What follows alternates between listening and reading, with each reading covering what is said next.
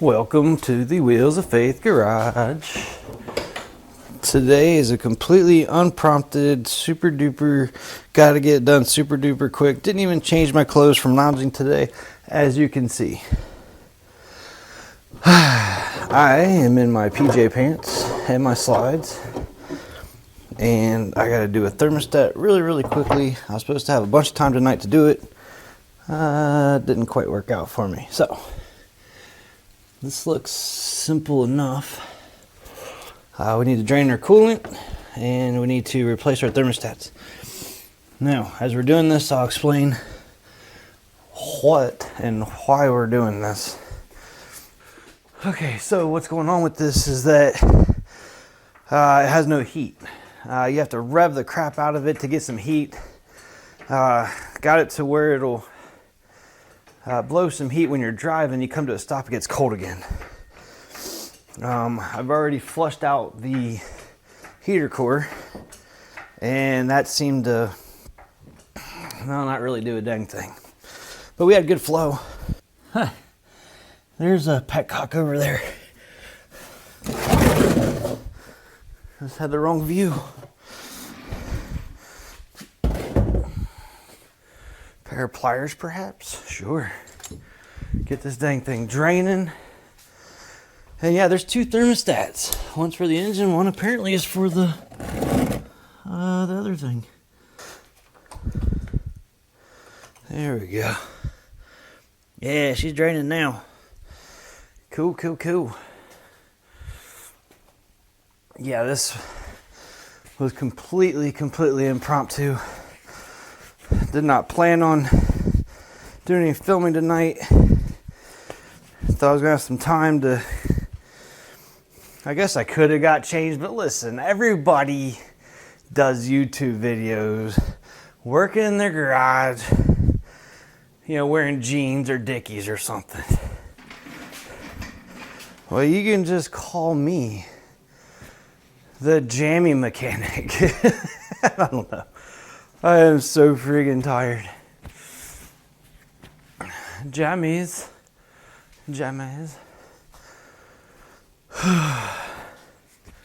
So yeah, definitely a different kind of video. It's like an emergency thermostat replacement or something. It's not even an emergency. It's just, I'm not going to have any time this week to get this done. It's currently Sunday. I just got called in to work for overtime tonight. I was going to do this tonight. But we are still in February, and it's kind of important that the daughter has some heat. You know what I mean? So I did watch a quick YouTube video on where these thermostats are at. I'll put it right over here, or here, I don't know. I'll post it right there. You can check it out. It's very good, very close up, you know, doing the things. It's cool. It's a good informational video. I've just never done one of these before, and I'm like, I don't know where that crap's at. So quick video. Should be able to have this knocked out in under an hour, and get the coolant, get new coolant back in here. I figure we're this far, we might as well, you know, kind of flush it out, or, you know, drain and fill it or whatever. And hopefully that gets this heat working again. Okay, so one of the thermostats is behind here. I think it's a smaller one. The other one is right down here. That thing's still draining, but we gotta start getting some of this stuff taken off here. Electrical connectors, we got a couple hoses. Yep, get those undone. I'm not sure what sizes any of that is. We do need to make sure, because I had not looked in our parts thing yet. Yeah, okay, we do have a gasket. This one's for up here. So we got that one, and this bigger one. I can't remember in the video, I think the bigger one was for down there. But there's an inlet and an outlet side thermostat, which is completely frustrating. Okay. There's a picture. Okay, yeah, so the big one, The big one does go up here, smaller one over there. Cool. Murray Ultra. Never heard of it. I know Murray is a lawnmower company. That's all I know about that. Okay, that coolant drain is really making me have to pee. It actually sounds like it just stopped.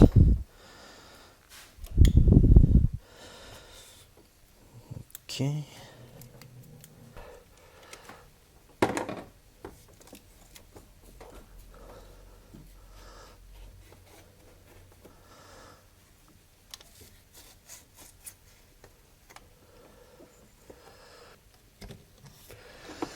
Okay, we got our hoses off. We got a bolt there, here, right there. I don't know. I think the video said it might have been 14ths. I don't know. It's a 12. Okay. Gonna need an extension.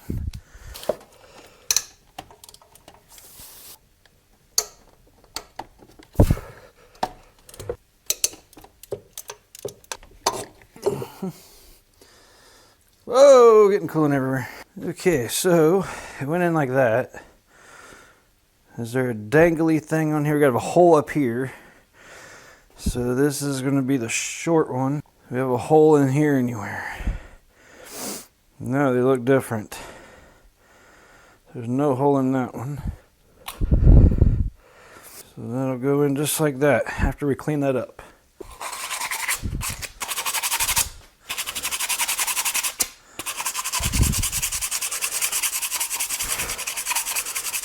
Sometimes you have to improvise and just use what you got, you know what I mean? I got drywall sandpaper. We're doing this on the fly. I don't have my Whizzy Wheel with me, or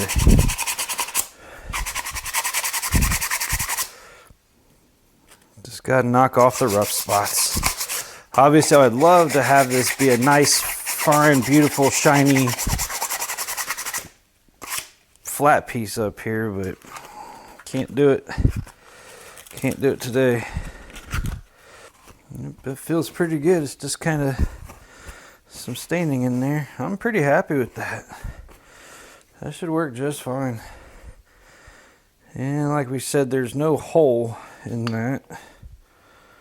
So that's just gonna fit right in there like that. Double check with our instructions. Small one goes in there. You see that? Small one compared to the big one, the small one goes in here.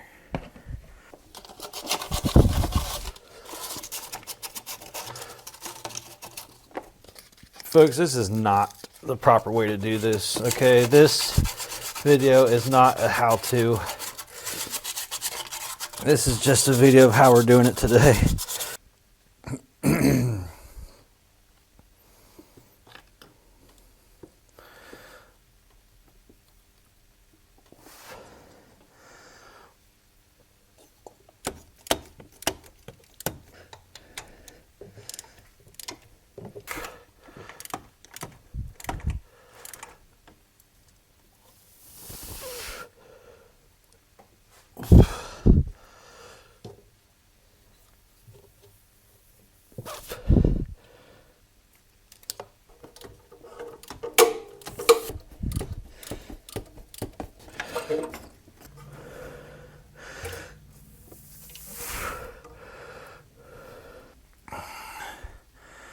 We got a dangly thing. Dangly thing was upward, about the 12 or 1 o'clock position, which makes perfect sense to me.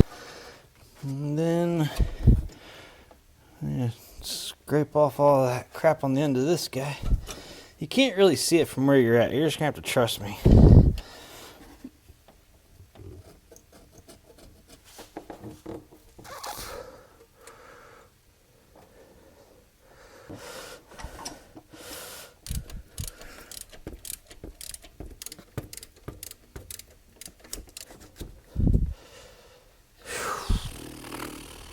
This car, like I said, Car's got me 50 shades of ticked off. It's all kinds of stuff going wrong with it. As you just saw, the dang brake caliper, not caliper, but the brake hose, we got that fixed, and it's been like 3 weeks, and now the heat issue, and it's just something all the time, you know what I mean?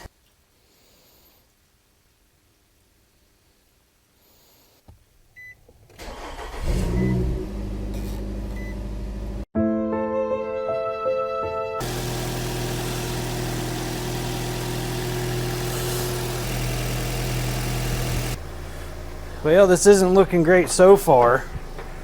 Are you kidding me right now? Showing we're up to operating temperature. I'm not getting any heat. Hopefully it's just a bubble.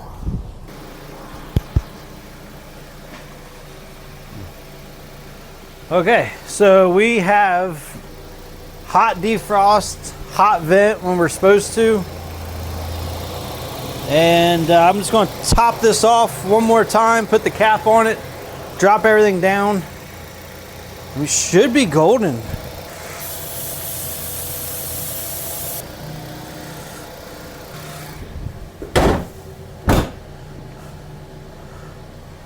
Why do I feel like I left something laying in place there?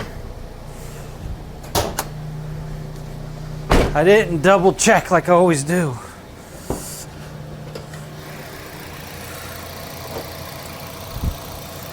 Praise Jesus, that didn't break anything. Scan. Do you see anything? No, ma'am. Okay. Haha, much better. We have heat at idle like we're supposed to. From the defrost and from the vents, air pockets. Honestly, I don't know that those thermostats even needed to be replaced. But I'll tell you what, when you're tired and you're sick, you don't feel well, and you're trying to figure out something, you're not thinking right, you're like, well, this could take care of it, this makes sense, and I don't know. It's just hard to believe that for this past year that I've owned this thing that there's been an air pocket in there, so I don't know. Last year was kind of a mild winter. I don't know. But we got the thermostats in there. We got it bled. It's blowing hot. I'm going to double check it one more time. It's been outside. It's like 38 to 42 degrees out here right now. Yeah, we're blowing hot. Oh, yeah. Yep. Confirmed fix. So you like got my slides on? Slides and jammy pants. Gotta get changed, get ready to go into work tonight, but appreciate you guys following along. This one was just crappy. I feel like crap. I just feel like crap, but maybe you guys got a good laugh or something in there. It's something, I don't know, but I gotta get ready for work. I'll catch up with y'all later. See you on the next one. Stay crisp. Later. This car is absolutely ridiculous. It's been a couple nights after we put the thermostats in, filled up the coolant, thought I let it burp out good. Drove it to work, temperature was cool. On the way home, the temperature gauge went up to like 3/4 of the way. Over temp, like what is happening? It managed to stay below, all the way hot. So last night I pulled it in, raised it up in the air, put a vacuum on it, and let it hold that vacuum all the way overnight. Came out the next morning, it still had like 5 inches of vacuum or whatever that it held. Looked like it pulled out a bunch of air, topped off the coolant, drove it to work, it still was overheating. And then let it sit there all day, went to drive it home, and now it's not overheating. But once again, we're back to not having heat at idle. So everything I'm reading on the internet says to raise up the front end as if it was on ramps, right? Raise it up high like it was on ramps. And then use your funnel here, fill it up halfway, and run the heat, full heat, recirc, fan speed all the way up, and it appears that we're actually getting air out. So I'm gonna let this go for a while, maybe rev it up a little bit. It's definitely circulating, definitely getting air out. So I'll let you know, because it may not have even needed the thermostats. This car's got me tripping. So I'll let you know if we wasted 60 bucks on a couple thermostats, and then I even freaked out and got a water pump coming. That's another 75 bucks. So might be able to return that, because we're getting some air out of here, and that makes me happy. So I'll let you know what we find.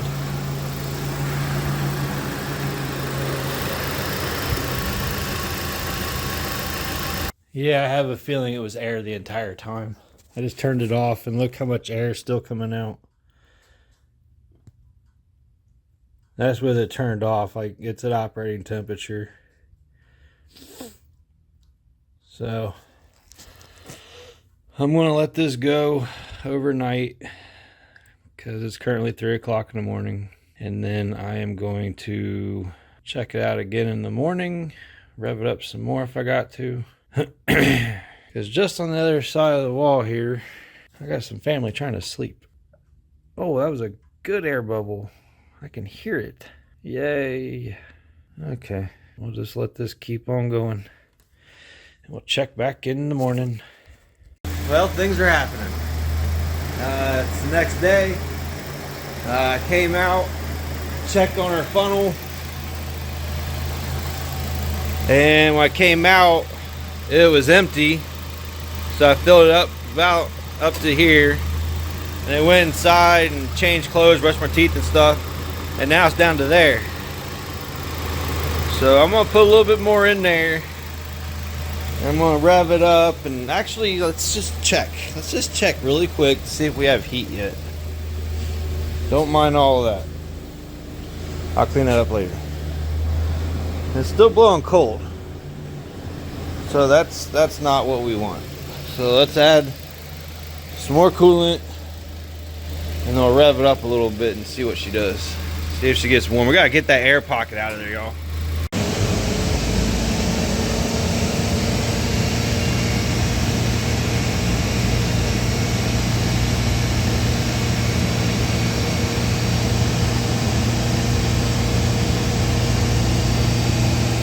There's a lot of air coming out when I rev it up. I'm holding between 3,000 and 4,000 RPMs, and we're getting a lot of air out. Starting to feel a little bit of heat come out of the vents.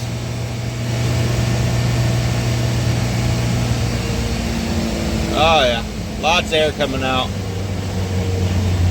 I'm just gonna keep this up. All right, turned the car off for just a moment here to let some of this air continue to come out. I'm gonna top off this a little bit, put a little bit more in there. It is taking a lot of air is coming out, so that's good. It's just, my goodness, this is time consuming. I'm like almost 40 minutes into this. Now granted, it was just idling for a while, but look at, there's still air coming out. So I am just I'm not a fan of this cooling system, I can promise you that. It's just way too much, way overcomplicated. I've never had any vehicle take this long to bleed out. But there's still air coming out. So I'm gonna put a little more in this, and I'm gonna start it up and continue holding higher RPMs and keep on letting this air get out. And when I'm at an idle, it's not blowing cold anymore, so that's good. And the AC compressor seems to want to run just about on any setting it's on, and I don't know if that's a normal thing for Nissan or not, but So whenever there was air in the heater core, it just flat out was cold, blowing cold. But it's not doing that anymore. It's not blowing hot. You know, it should. You know, you should be able to put your hand over the register, and after a few seconds, be like, okay, that's warm, that's toasty. But we're getting there. It's just time consuming. I got about 30 more minutes I can mess with this today, as far as bleeding this out. So I'm hoping to have that done in the next 30 minutes because I'm tired of playing with this core. So let's top this off and get back after it. Well, how about that? I just hopped right back in here after topping off the funnel. And I go and I touch, keep my hand right there, just like that, and right there. That's when I noticed, yeah, that's warm. That's warm. This is super duper exciting. And at idle, I'm not seeing any more bubbles coming out up there. Let's zoom in on that and we'll rev it up a little bit. If I get my fingers out of the way. See if any more bubbles come out.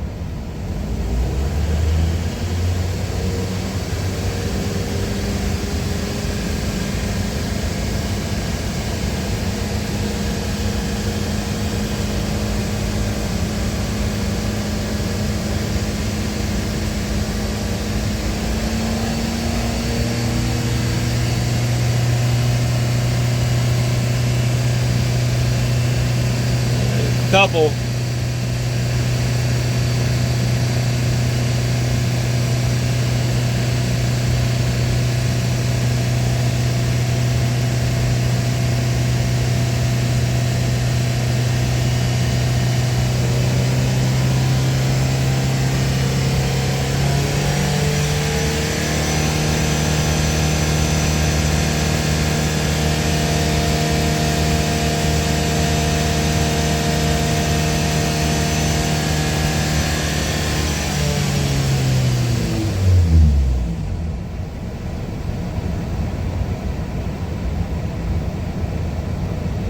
Yeah, we're only getting a couple little bubbles.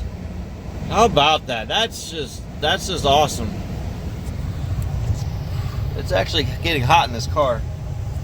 Now keep in mind, ambient temp right now is about 60 degrees outside. Good news is, side note, I just found my my orange Cyclops light. Completely unrelated, but I just found it. I haven't been able to find it in like a week or two. Check this out. You spot it? Let me zoom in. Whoop. Yep, I was using it as an overhead light. And that's been, well, oh my. And that's been a couple weeks ago. Whew. Well, the heat works great. I'm gonna go ahead and close up the cooling system and go for a quick drive to verify that when I come to a stop, this thing stays blowing warm air from my daughter. So in conclusion, probably didn't need the thermostats. Definitely didn't need the water pump, which thank goodness I did not put in last night. So it's still brand new in the box. I got the receipt, so that can go back today, and that'll be $75. I can get back on my card. And yeah, that whole time I think it was just the daggone. Oof. Oof. Yeah, my face is hot. It actually feels good out here. Yeah, it's 63 degrees out here. Well, at least in the garage. Whew. See if we get any more bubbles.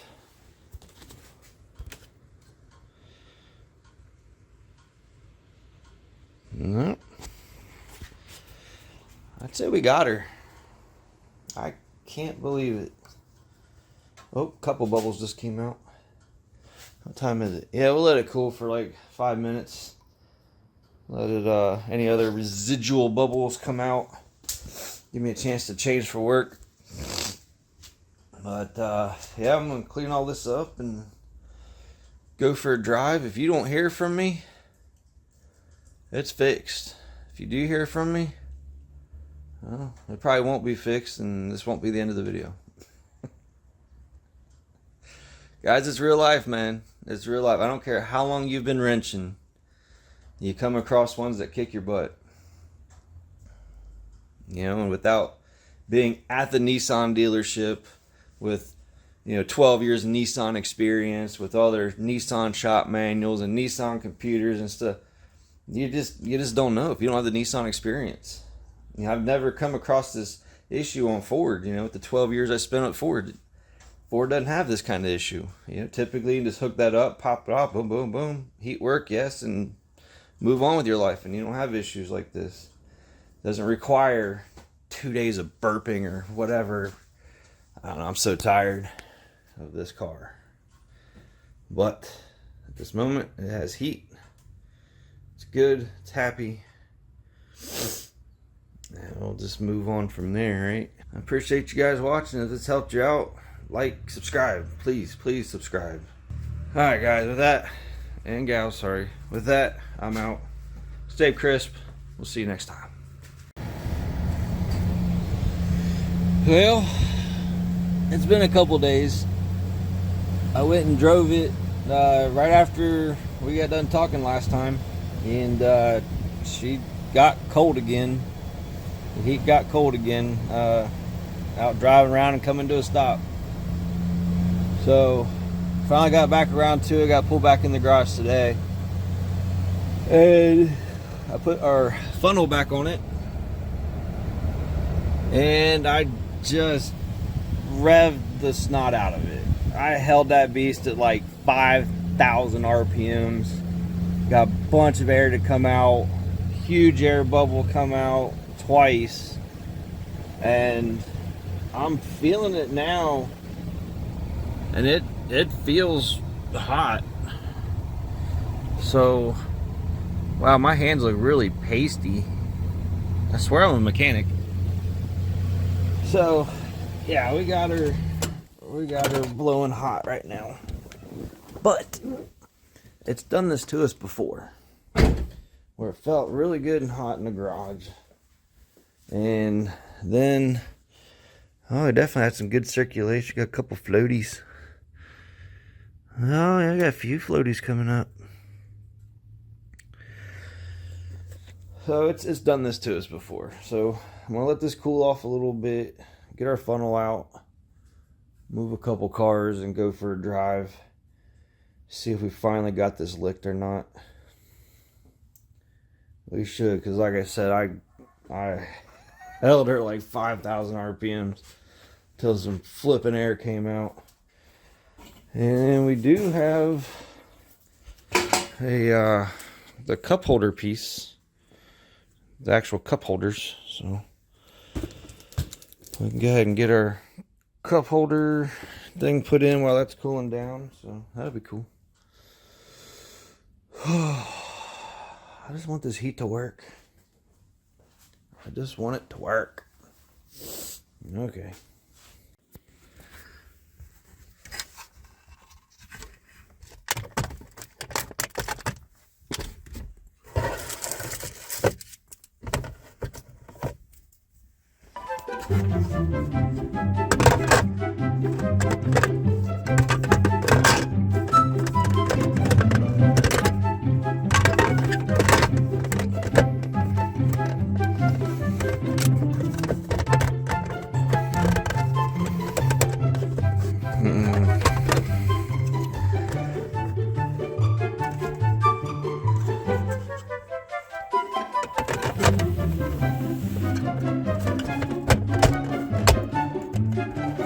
Okay, we just got back from the test drive, and we officially have heat. We officially have heat in the Nissan at a stop, and when we're going. Whew, my face is actually hot. I wanted to keep it blowing the whole entire time. so I could feel the difference. Whew, my face is hot though. So yeah, in conclusion, water pump's fine. We did flush out the heater core last week, and we put the 2 new thermostats in, which it did not need. I just needed a really good burping. I don't know how the air got in there from whenever, because I've had this car for just over a year and I've never had the cooling system opened up. So I'm not sure how that air got in there. But we're going to keep our eye on that, monitor that. Let my daughter know to keep her eye on that and let me know if anything changes. She's the primary driver on this car. So as long as nothing changes here the next few days, when I go and upload this video, we're going to assume that the heat is good. And that's what our issue was just air in the system.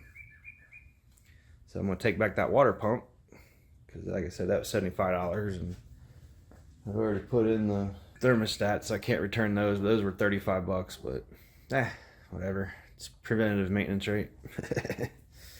So appreciate you guys following along, and I'll see you on the next one. Stay crisp. Okay, it's been a few days.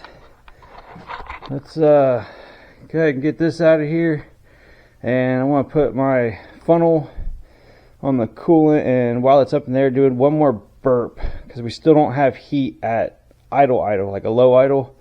We have to like touch the throttle a little bit to get heat, so there's still a little bit of air in there. While it's up in the air, kind of get the high point up here, get the rest of the air out, and then we'll get it down, and then we'll double check the trans fluid level and go from there.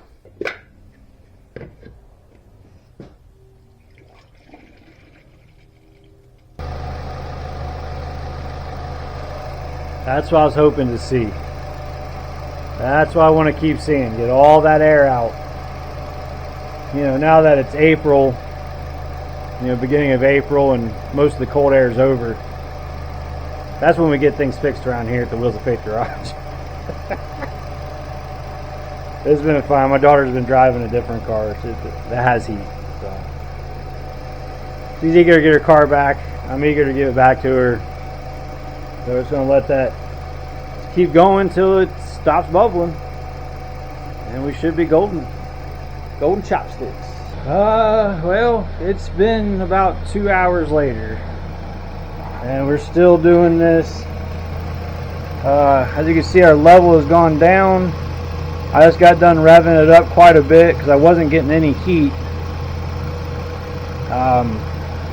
One of the heater hoses was scalding hot, the other was freezing cold, so we definitely had like a blockage or something in the heater core, maybe, or an air pocket, I don't know. But we just got a lot more air out, and look at all the goobies in there. That's just disgusting. But we are still getting air. But like I said, the level has gone down as the air comes out, so we are getting air out. I don't know if there's an air pocket in the heater core or what. I'm not sure. This one's got me scratching my head a bit. I've not come across this before in my career. But we're learning. We got some time. It's kind of a cloudy day outside, but it's not too cold, it's not too hot. It's like 45, 50 degrees. It's just kind of a chill day, and we gotta take some time and do this. Try to get it figured out, you know what I mean? It's taking a long time. But it's a chill day. There's still air coming out. We still have heat though. We had really good heat. When I held it like 1500, 2000 RPMs, scalding hot heat coming out. It was great. Yeah, and even now, we still have really, really hot heat. So that might have been the ticket, because we lost a lot of coolant, or not lost it, but the coolant level went down, so it must got a lot of air out. So like I said, she is scalding hot right now on the inside. So that might have been the ticket. There's still some air coming out of there. That's alright, that's what this day is about. You know, the other night we got the transmission stuff back together, and that's what that night was about. Today is about bleeding this dang cooling system, apparently. But we have heat though. It boggles my mind. I mean, it's textbook clog in the heater core. Textbook. One heater hose is hot, the other is cold. Blockage in the heater core. Textbook. But I have flushed it. As you may or may have not seen in another video, I don't know if I've uploaded it yet. I think I still might be editing that one. But I had flushed the heater core already. And we know our water pump's good. We put new thermostats in it also in that previous video. So I'm not sure. This is a weird one. I'm hoping it's air because we just got a lot of air out. So like I said, she's still scalding hot. And those little boogers in there, I'm wondering if that's what was kind of clogging up our heater core. Maybe that's why it's working good now, because we got all that crap out of it. Or at least moved to a different area. It's like sweeping dust under the rug. I don't know what I'm saying, but there's still air coming out, so I'm gonna keep letting her ride. We got a full tank of gas. I don't care.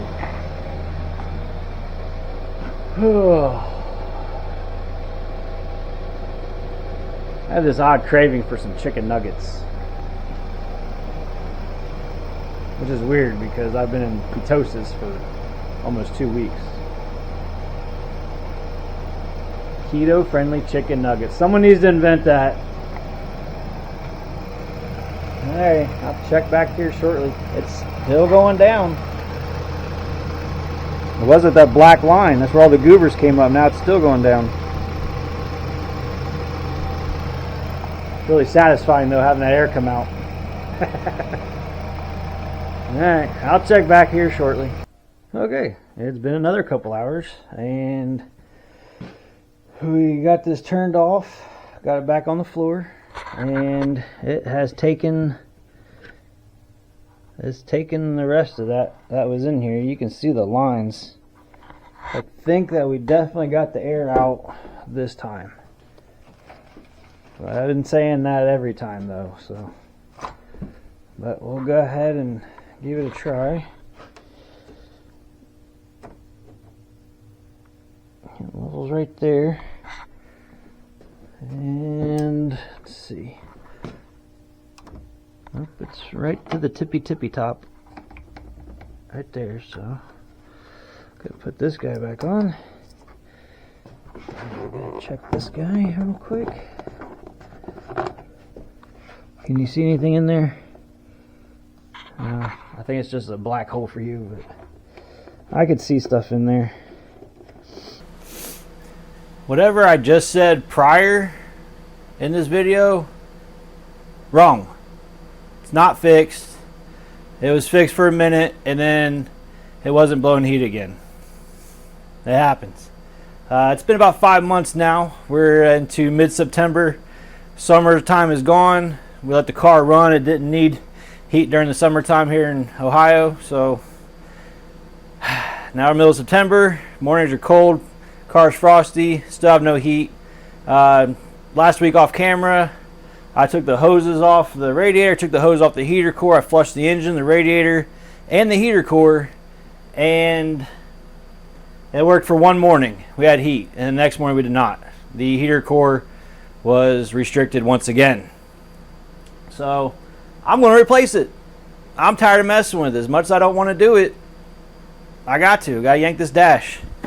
And we got a heater core that we're going to go ahead and put in it. So just got to bite the bullet. I don't want to do this, but I got to. But we also got some audio upgrades we're going to do while the dash is out. Throw a couple 12s in the trunk. Shh. She doesn't know about that yet. It's going to be a surprise for my daughter. Seems like we're always working on this car. Like the last 3 videos, I think, have been on this car. So it is what it is. But let's go ahead and get camera set up on the inside there. Get a time lapse going. It's currently 9:45 on a Saturday night. We're going to go at this for a little bit, see how far we get, pick it up tomorrow, see if we can knock this out. So let's go. Let's get after it.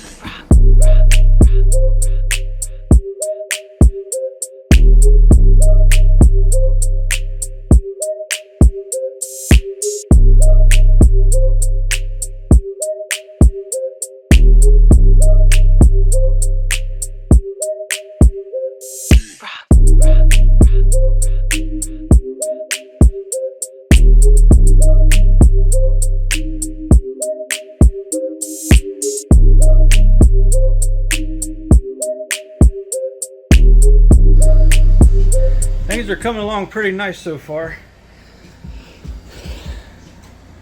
We got the center console out and the seats out. It's a good opportunity to vacuum and clean up the inside.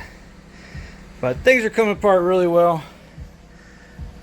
And the next thing is going to be to unbolt our parking brake here, unbolt the shifter, and get them laid down here, laid out of the way.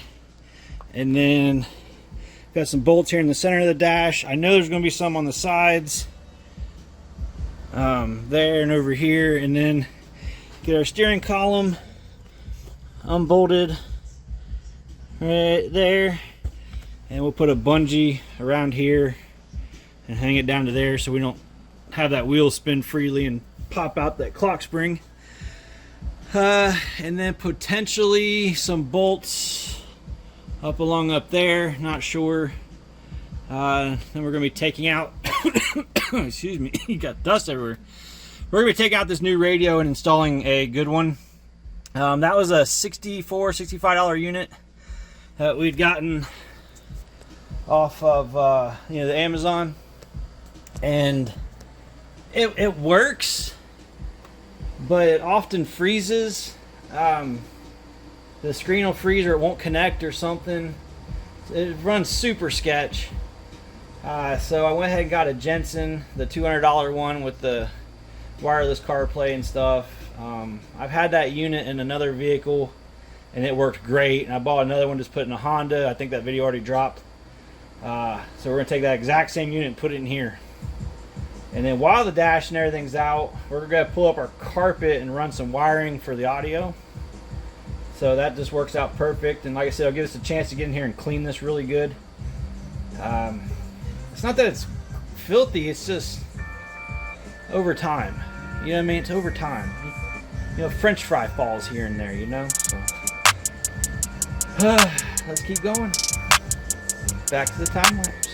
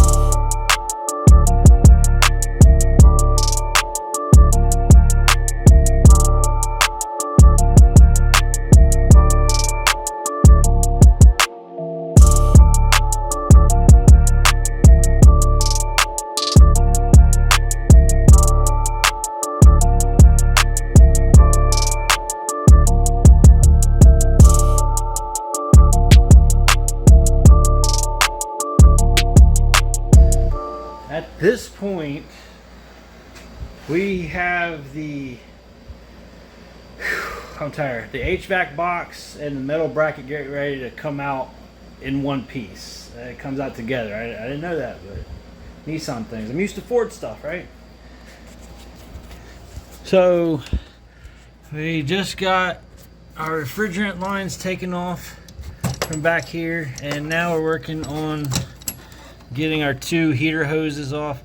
I have hose pinch off pliers I got to put on there, and then get the clamps off, pull those off, and then all that's ready to come out.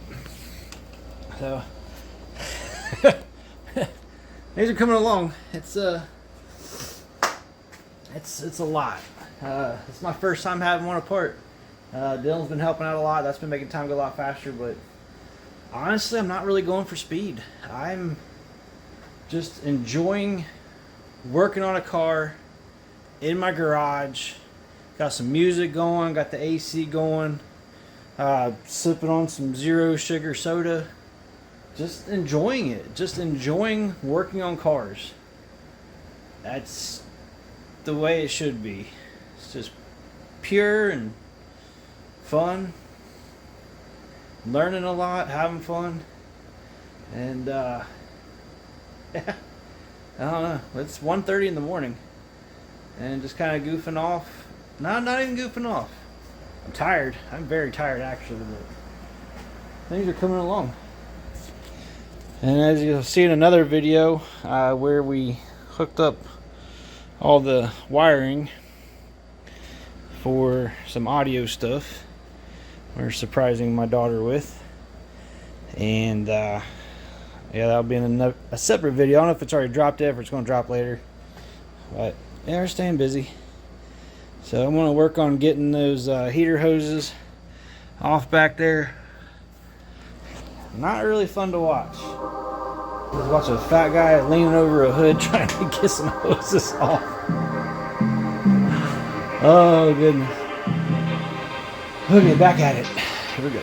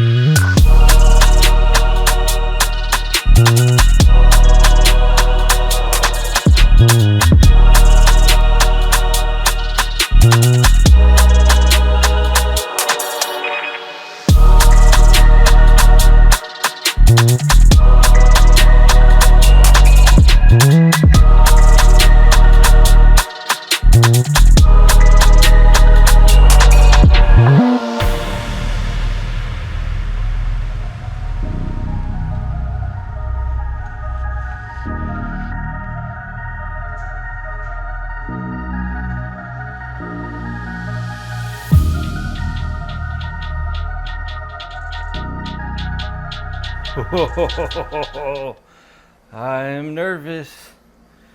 It's time to start this thing up with the new heater core in there and bleed the cooling system and recharge the AC. While that's warming up, we're going to go ahead and gain match the amplifier for the other project that we're currently recording on and see what happens. See if we have heat. If I'm nervous. That was a lot of work. A lot of work. So I'm hoping this fixed it. Let's fire this thing up. Get the garage door opened up. We're gonna lose our AC.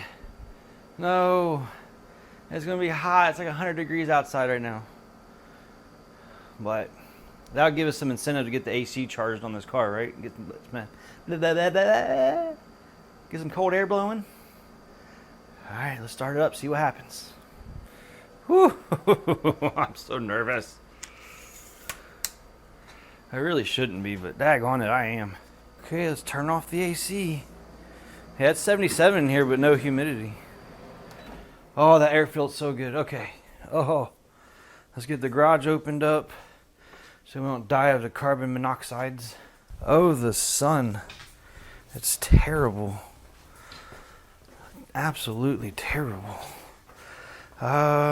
We should probably go ahead and put in our funnel because we are going to lose a little bit of coolant.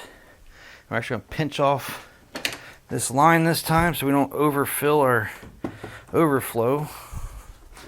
Sounds kind of weird to say, overflow the overfill. Yep.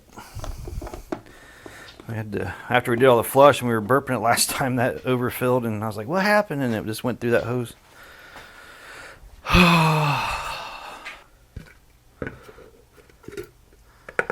Okay. Let's double check our oil just to make me feel better. It is perfect. Electrical connections, I remember those were all tight and everything.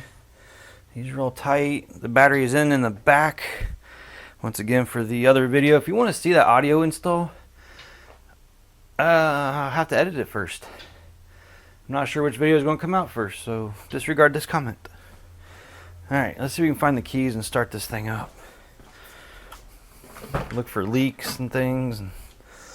Oh, did I tell you I'm nervous? And fire in the hole. She got kind of a rough idle when she first starts up. It feels like a little bit of a miss.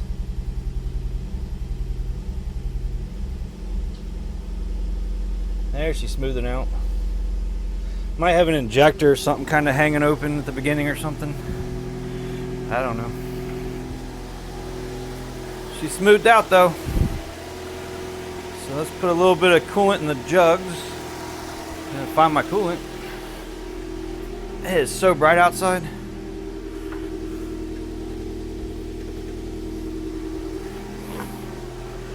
Asian vehicles. Yes, yes, yes. While this thing is running and getting to operating temperature, I am going to work on gain matching the amp. So we'll be back once this thing's warmed up and we'll check the heat and see what happens. This is the same process that we've watched in this video now for a long time. Every time we try to make a repair, we'd bleed it and let it run and check for heat and everything, so you don't need to watch it again. So I'm gonna cut you off and we'll be back as soon as it's warmed up and check for heat. Let's roll.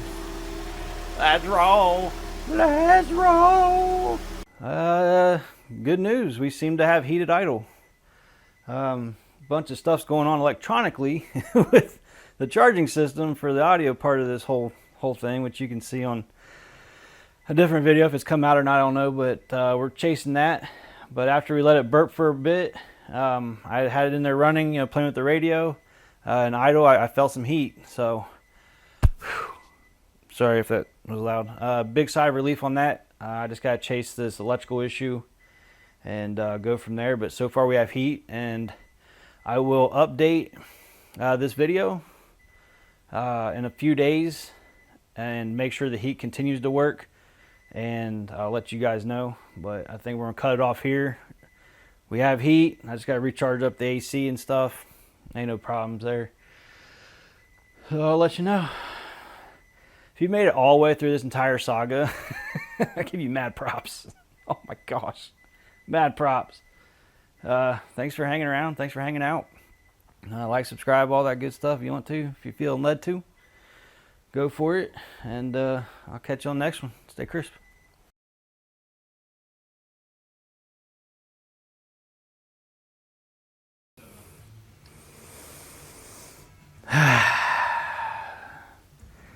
No heat. It was good for a day, then no heat.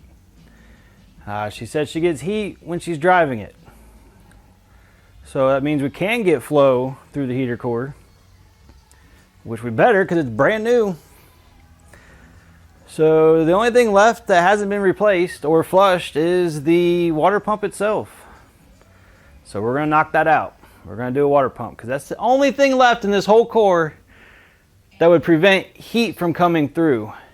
I know it's not a temperature blend door because, like I said, when you're driving it, you get good heat temperature wise. The flow stays the same. So to keep my sanity, it is a Saturday night, my one single day off of work. So today we worked on Kevin's truck earlier. That video might be out. Made it to the church service at 5. I was excited about that. Saturday evening church service. Let's go Jesus. And now everyone went to a football party. So I got time to be by myself to focus on this. I got the game on back here. I got me some Taco Bell. Yes, Taco Bell. I'm gonna get this coolant draining. I bought a new pan. New drain pan so we can collect all the coolant that we take out because it's all brand new anyways. And then I got another gallon of pre-diluted.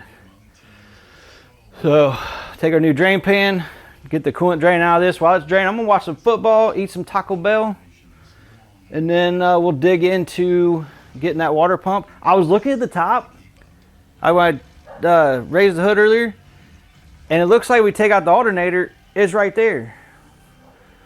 So I'm not going to say anything positive about this, but you never know. It could go good.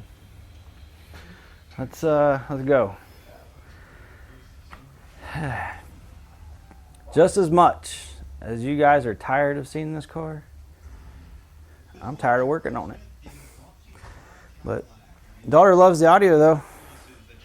I don't know if that video's come out yet, but she loves the bass. She loves the new radio and all that stuff. So it's good times. She loves the car, guys. That's what I don't know. I don't know what to tell you. She loves it. She loves the car, so I got to keep working on it. I'm going out my mind. This car, I don't know why, but this car, from the very beginning of this video, I think was last February or March.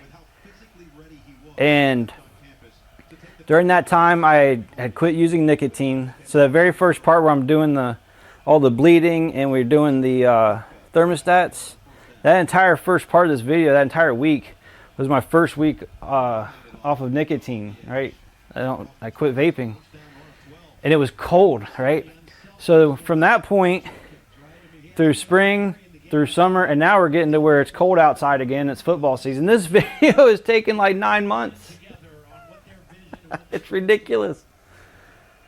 But like I said, this is the last thing. And I want to go back and I want to state that the reason we did the heater core first instead of doing the less invasive water pump was because the symptoms led to the heater core. It led to a blockage in the heater core. Okay, one, the coolant inlet to the heater core was hot, the outlet was cold. Definite restriction. So that's the direction we went. But made for a good video, I guess, and tested my sanity. But let's get this turd up in the air again and get the coolant draining. Yep. Okay, I gotta focus here. You gotta rock the zero sugar Baja Blast. So good. Gotta chalk the back wheels. Otherwise the car's gonna roll away. Oh no, Oregon just scored again. No! Or not again, but they scored. 7-7. Hey, I found a socket on the ground. Probably that elusive number 10 that always gets missing. What? They blocked the extra point? Buckeyes blocked the extra point? Wow, they blocked Oregon's snap for the extra point and then got the ball and then took it down like the 30-yard line. That's crazy.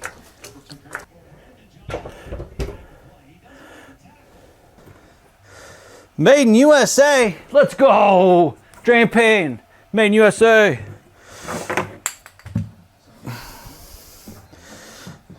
Vent. Okay, pliers. Get that guy draining. Flag. Uh-oh.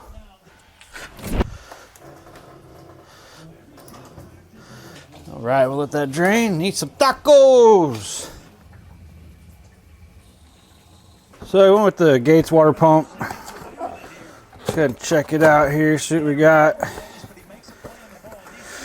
Got some gaskets. Gaskets are always good. Water pump. So it comes with this.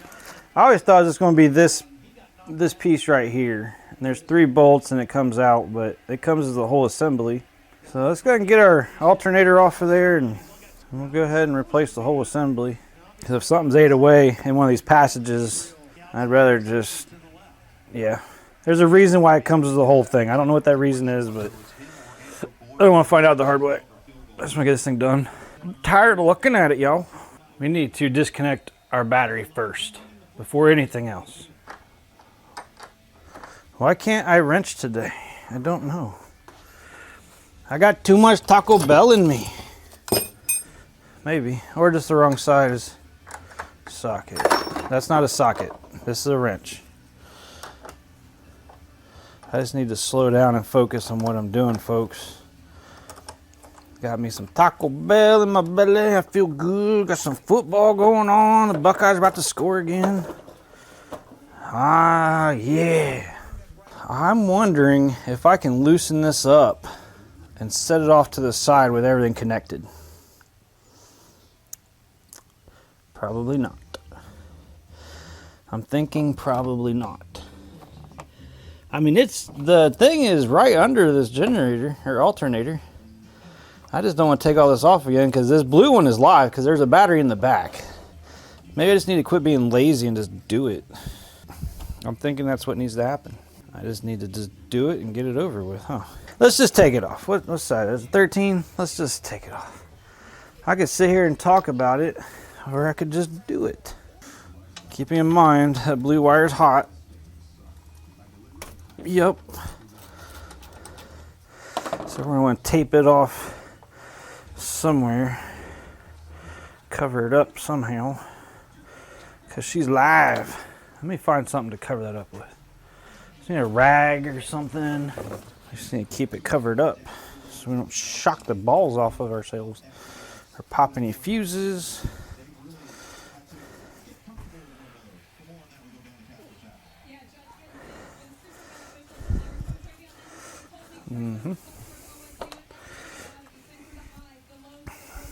You might think this is overkill until you're the one that hears the shock and it's right next to your hand. You're like, yeah. Sweet. I feel way more comfortable now. Take that one off. Take that one off. We got a 10 right there we need to get off there. Yikes. 10 should be out from the last time we just did this because I haven't put the tools away since. I just haven't had the time. I promise you, 14-hour days at work. 7 days a week. But I took today off. No time. But all this that we did right here, you can see that in another video. I don't know if it's been edited yet. Oh, yes. Okay. And like I said, that guy, I'm going to go ahead and cut this also in a clear room. Okay. Touchdown, Buckeyes. Let's go. Super excited. Okay, I can actually zip tie that over to there maybe just to keep it out of the road too. Or that works, whatever. Well, we're going to have to take all this stuff out again. Pretty much exactly what we did at the end of the audio video is what we have to undo now. And hopefully it's the last time we got to do it, because it's getting kind of old doing the same thing over and over again. And now what the definition of insanity is. Same thing over and over again, expecting a different result. Well, each time I'm expecting this heat to work, and it keeps not working. It keeps on not working. So what am I going to do about that? Nothing.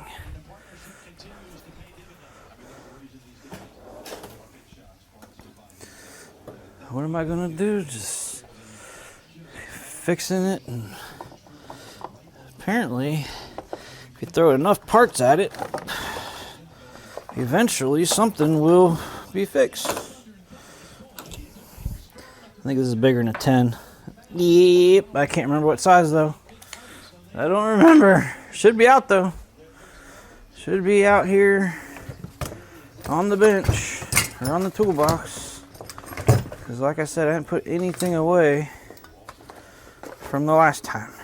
Oh, I did put the socket away. I don't know why, but I did. But it's the wrong size. Okay. Get out of the way, ground.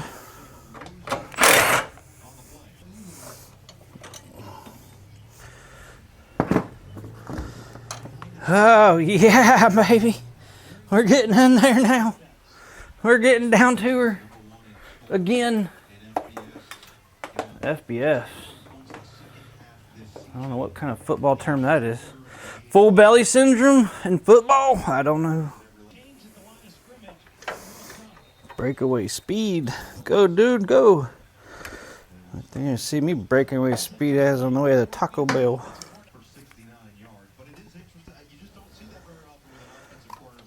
Okay.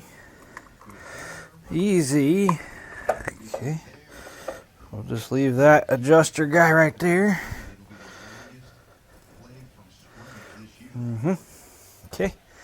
And then we can take this little bracket guy off. That's definitely a 10. So where did I just put my 10? I just had it. Where did I set it down at?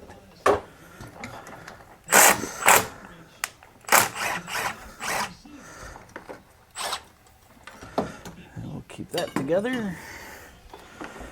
Okay. And those were 13 question mark? Probably. Probably. It's an import. Everything's a 14. Take the whole daggone car apart with that.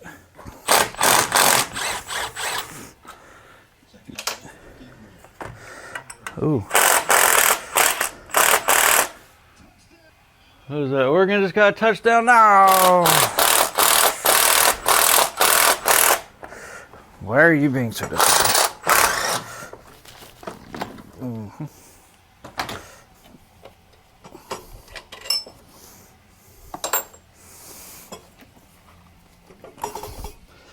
Look at that beautiful unit. Look at that, and it's just right there. That is fantastic. Can you see it where you're at? Oh yeah, you got a good angle with that, yo. Look at this. Right there it is. That's not too bad to get at. Why am I playing with the zoom the wrong way? I don't know. I am not a professional videographer. Okay? I am a mechanic, not a videographer. nor am I a good video editor. Okay, we're about to make a mess. The coolant that's going to come out of here is clean, but it's going to go across a bunch of dirty surfaces before it gets down to the drain pan. So we're going to swap out the drain pans because we know this new one's got all nice new coolant in it. And we can also put the drain plug back in. Do that real quick. Get that in. Tighten it down so I don't forget.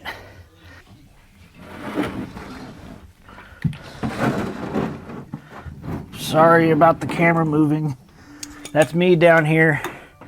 I just moved the drain pan and I hit the camera stand.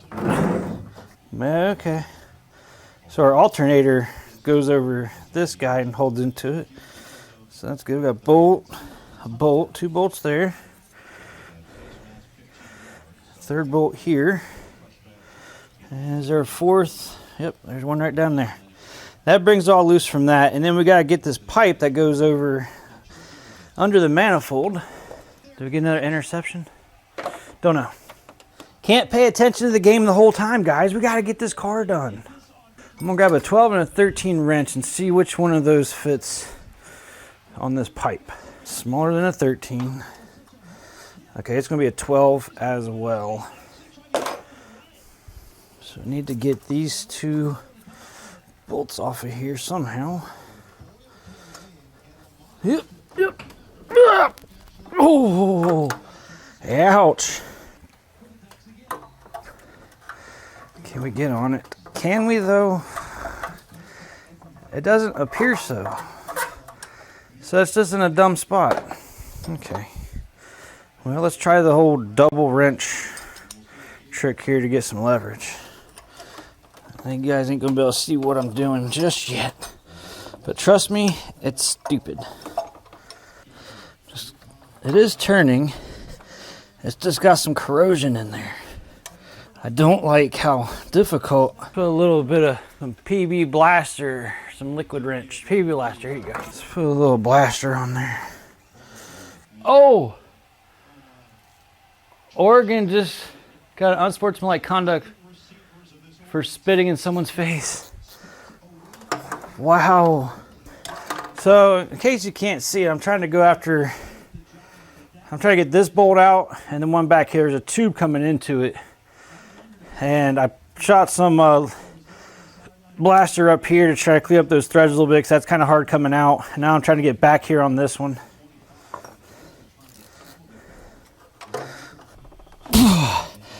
Okay. That bottom one is stuck. And I'm wondering if I should just stop while I'm ahead and just do this top part.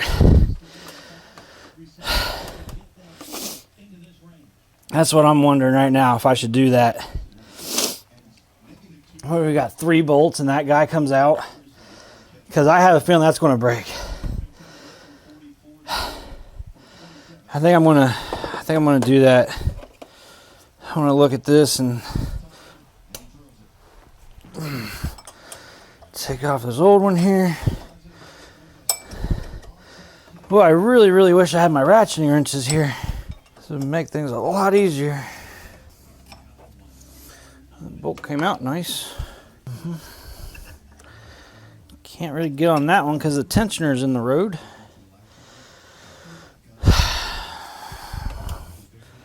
That means the bolt's not going to be able to come out because the tensioner's in the way. I don't know, I'll sit here and hold both maybe. Oh crap, that's on tight. Oh wow. Ugh. We got the 3 bolts out. So I'm just going to a little whack and see if it'll come out. If I can find my hammer. Hey, there's my hammer.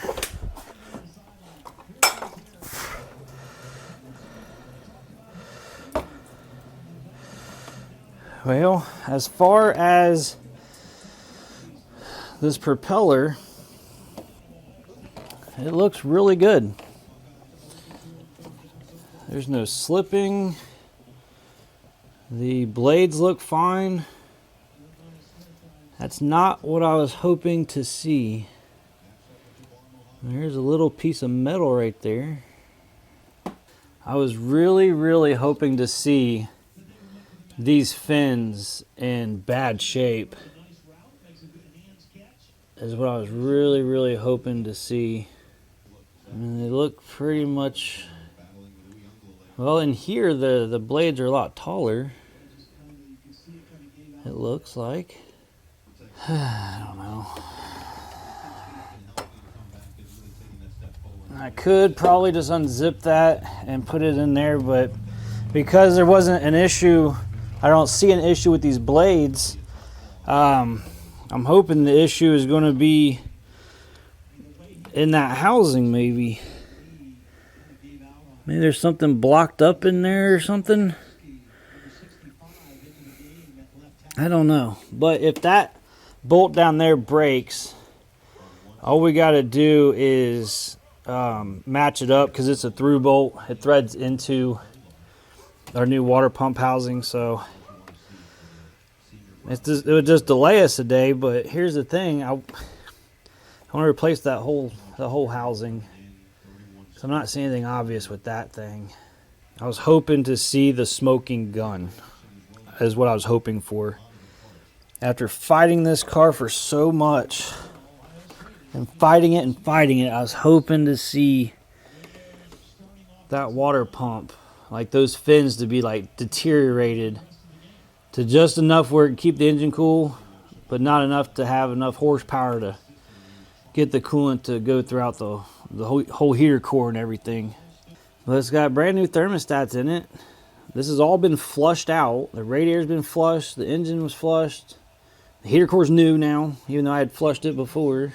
So I think I'm just going to go ahead and go for broke there and take off that bolt that's down there. And it might, I need to get this reservoir out of my lap here. Yeah, I'm going to go ahead and try to get that bolt out again. Oh! Okay, she either came loose or she broke. No injuries from that. It just sounded terrible. Bolt's coming out. Gotta do it by hand.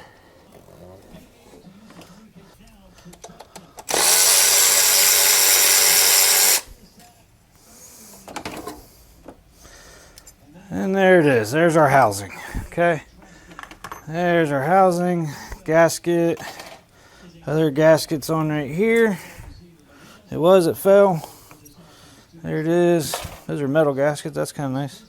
I don't see anything bad in here. It looks really clean in there, actually.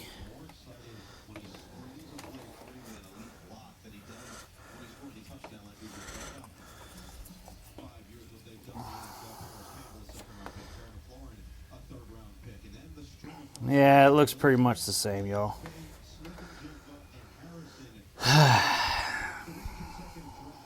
Looks the same, y'all. Dang. Give our mating surfaces a quick wipe down. I mean, it is clean inside these passages. So I don't know, guys. I don't know. These are metal. These are not. I might be better off using those metal ones, honestly. Made in China. Yeah, so is the car. But we're gonna go ahead and put her in.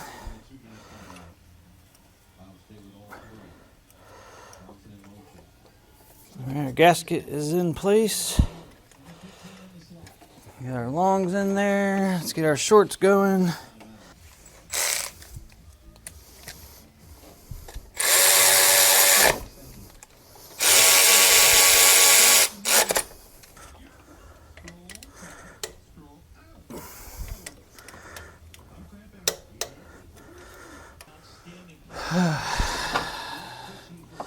These bolts don't want to start in the new pump. I don't know why. Touchdown, Oregon. Oh boy. Buckeyes, what's happening? Okay, the bottom one went in good.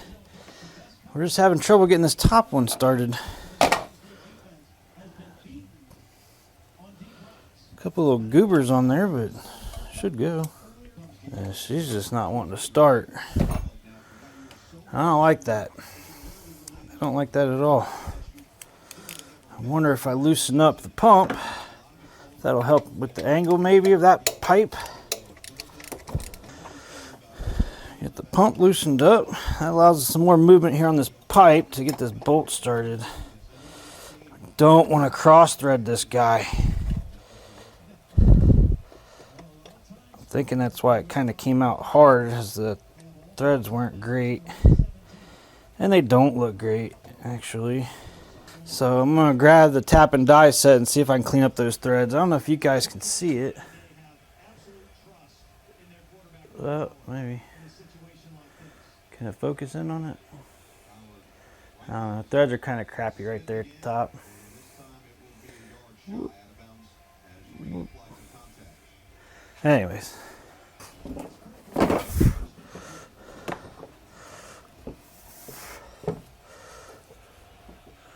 I'm going to assume it's a metric bolt. 1.25. Did I really guess that the first try? I think I did. It's a pretty standard bolt though for imports, I would imagine. Let's try one. Yeah, definitely not. So 1.25 is our thread pitch. 8 millimeter maybe? I think it's bigger than that. 9 mil.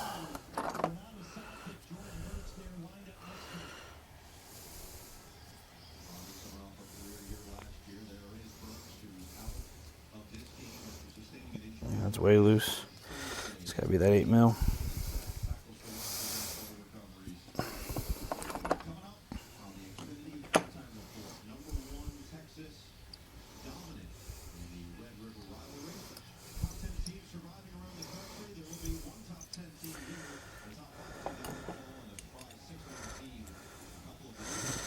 Put that in there.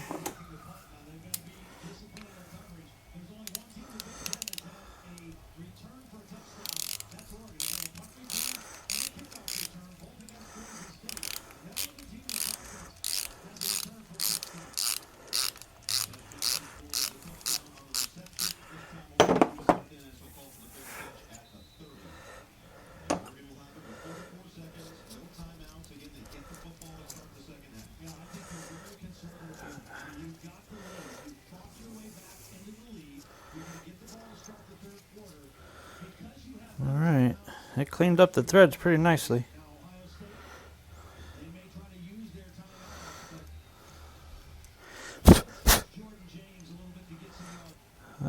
Looks better. Once again, I don't know if you guys can see that, but it looks better.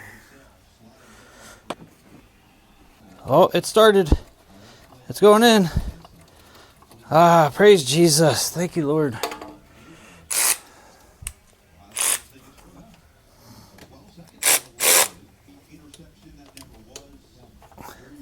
Okay. Water pump's in. It's officially halftime on our game too. So I'm going to take a quick break. Guzzle down some zero sugar stuff. Zero sugar Baja Blast. And then we'll come and put the alternator back in and belt and all that stuff and burp the system again. I was really hoping, yeah, it doesn't slip at all or anything. It feels good and solid. I don't know. And we're back. Just had a, what was that, a chalupa with steak instead of the beef. It was good. Before I got started, while that coolant was draining, I had the, what was it, cheesy gordita? No. Yeah, no. Oh man, what is it called? Not the cheesy gordita crunch, but the Crunch Wrap Supreme with the big old Cheez-It thing in there. I like it. It's weird, but I like it. Let's grab some brake clean off the top of the AC compressor, clean the coolant off of the pulleys. Oh, we got to put our dipstick tube bolt back in. That trash? Yep, that's trash. Get this guy put in before we forget. Oh, someone just did a nasty burnout somewhere nearby. Sounded good.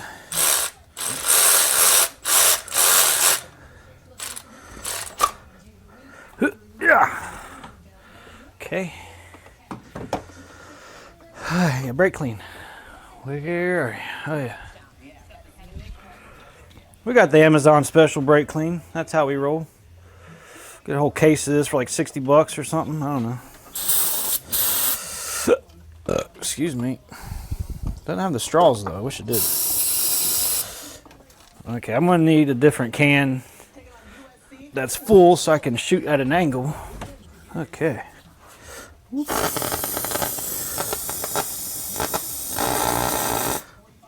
Why do you sound like that?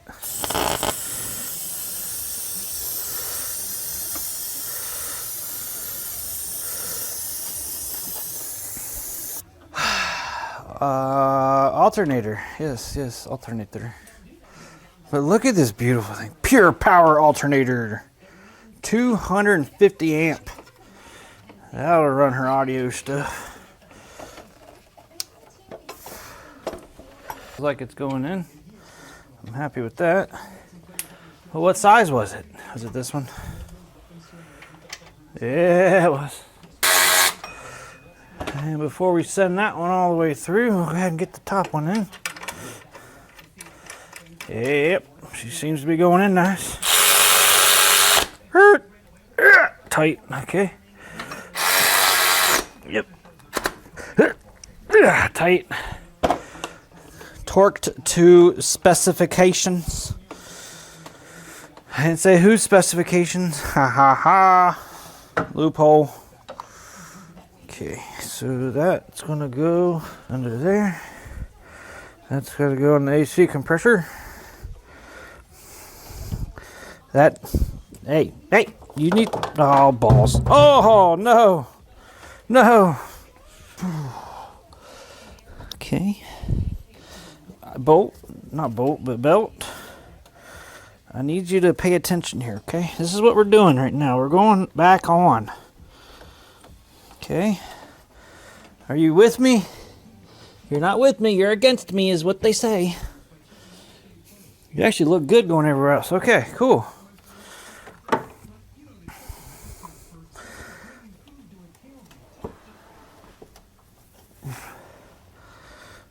Did it work? Did it work? Are you on? Looks like you're on the crank. You're on power steering. You're on the AC compressor. You're on that there alternator. You're in the water pump. Okay. You're on the tensioner. Everything is on.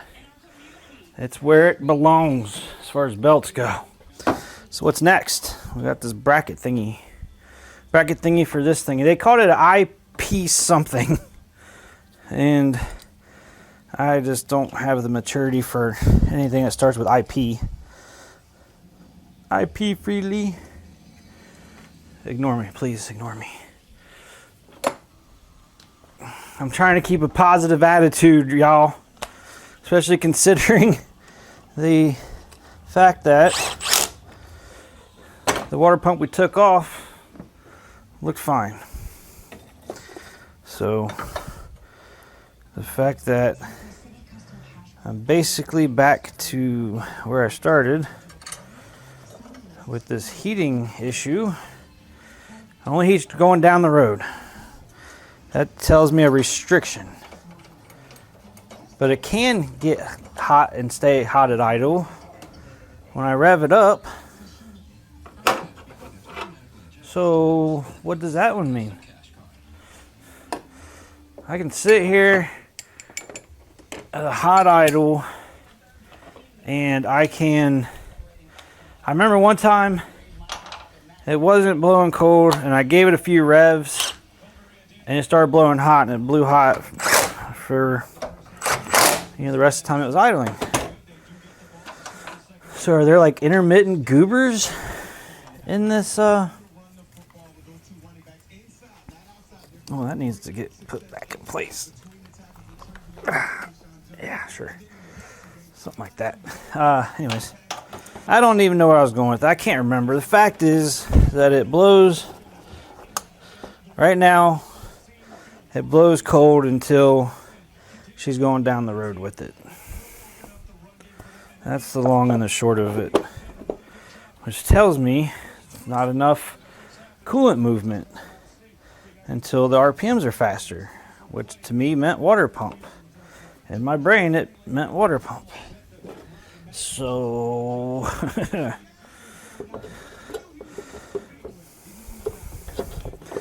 but through the process of elimination, we know that it's not the water pump. Well, at least it didn't look like it. We're going to find out for sure here very shortly, folks. Just you wait. About ready to start bleeding this thing here in the next, I don't know, 5 minutes. Well, no, I got to change the oil, but we're supposed to get our first good frost this week. And I have a feeling my daughter's not going to be driving this car.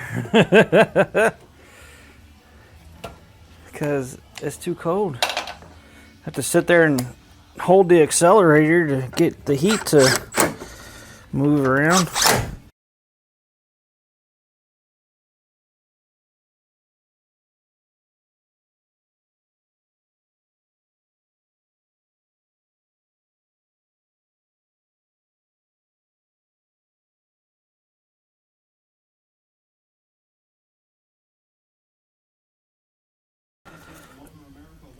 Oh yeah, she's tight.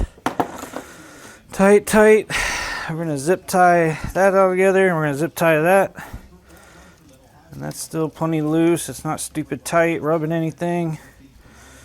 Okay, that's all zip tied up there and happy. That's all on. I'm gonna put something up here to cover this, so when the cooling system burps, it doesn't get coolant in our alternator like it did on the last one and kill it. Zip ties, where you at? Here you go. Okay, so I'm gonna put this in and let that start burping while I change the oil. I didn't think that she was due for an oil change yet, and then her oil was dark last week when we wrapped this up, and I thought, how in the world is it dark already? I just changed it last month, but it was right before Father's Day, so it's been a few months. So it's due anyways, but then she'd also driven all the way up to Toledo and back, and she drives all over town and all over the place for school and work and friends and blah, blah, blah, blah, blah. Oh, what a familiar sight. This car being up in the air getting worked on.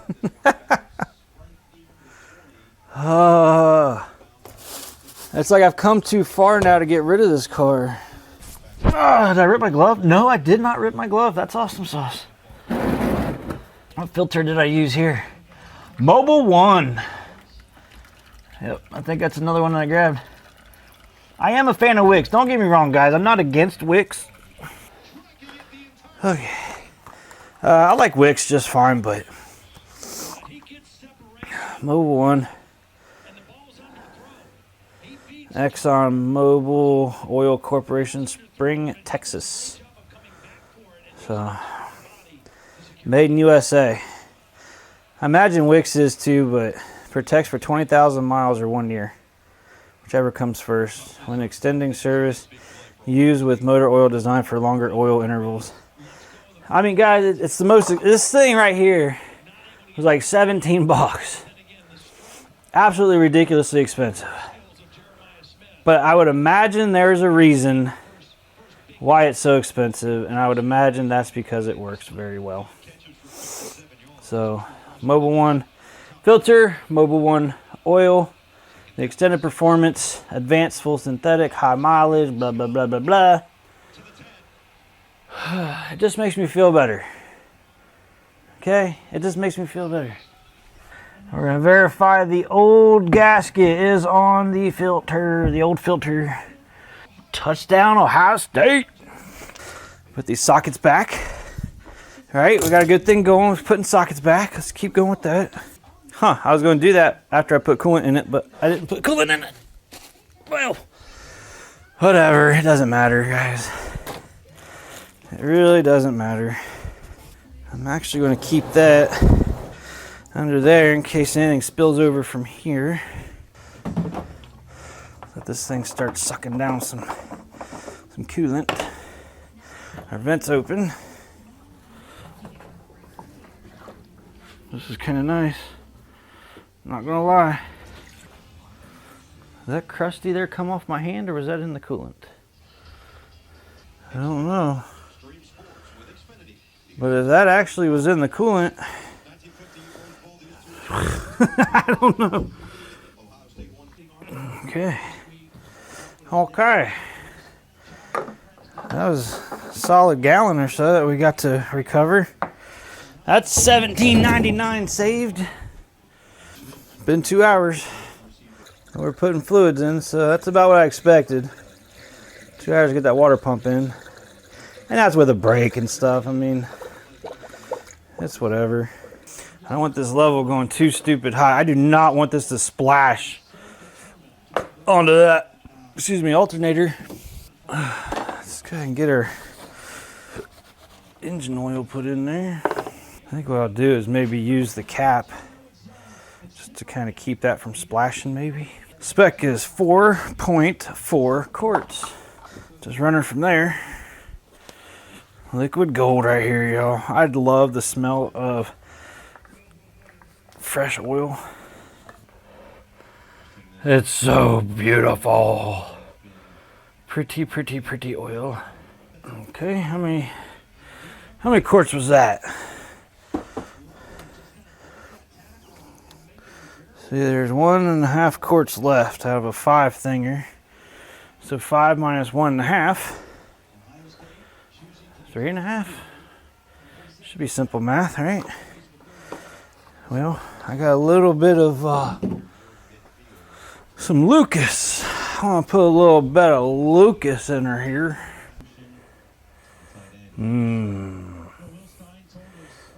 Motor honey. It's for high mileage engines. She's got 200-some thousand miles on it. I'd say there was about 1/2 quart in there, so let's see where we're at. Oh, that looks beautiful in there. Oh, he's still going to get him. Football. It's football. Okay. Motor oil is good and full with brand new full synthetic. It's almost the most expensive you can get. Okay.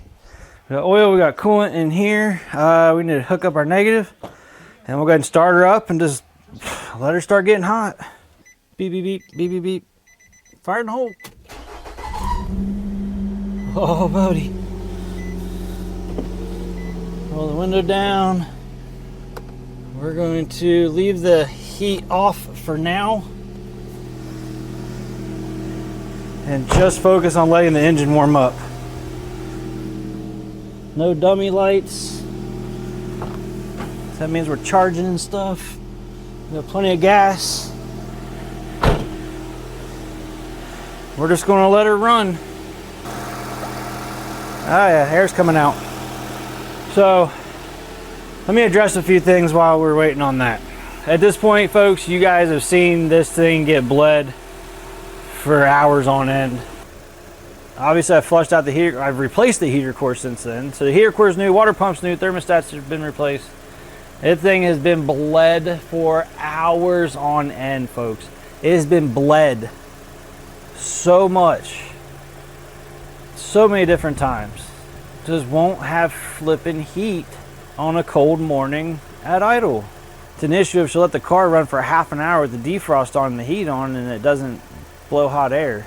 It got so bad one time that even by revving the crap out of it, it wouldn't give heat. So it was that clogged up But it is possible the inside of the radiator is coming apart, or the inside of the engine is chunking out. I don't know.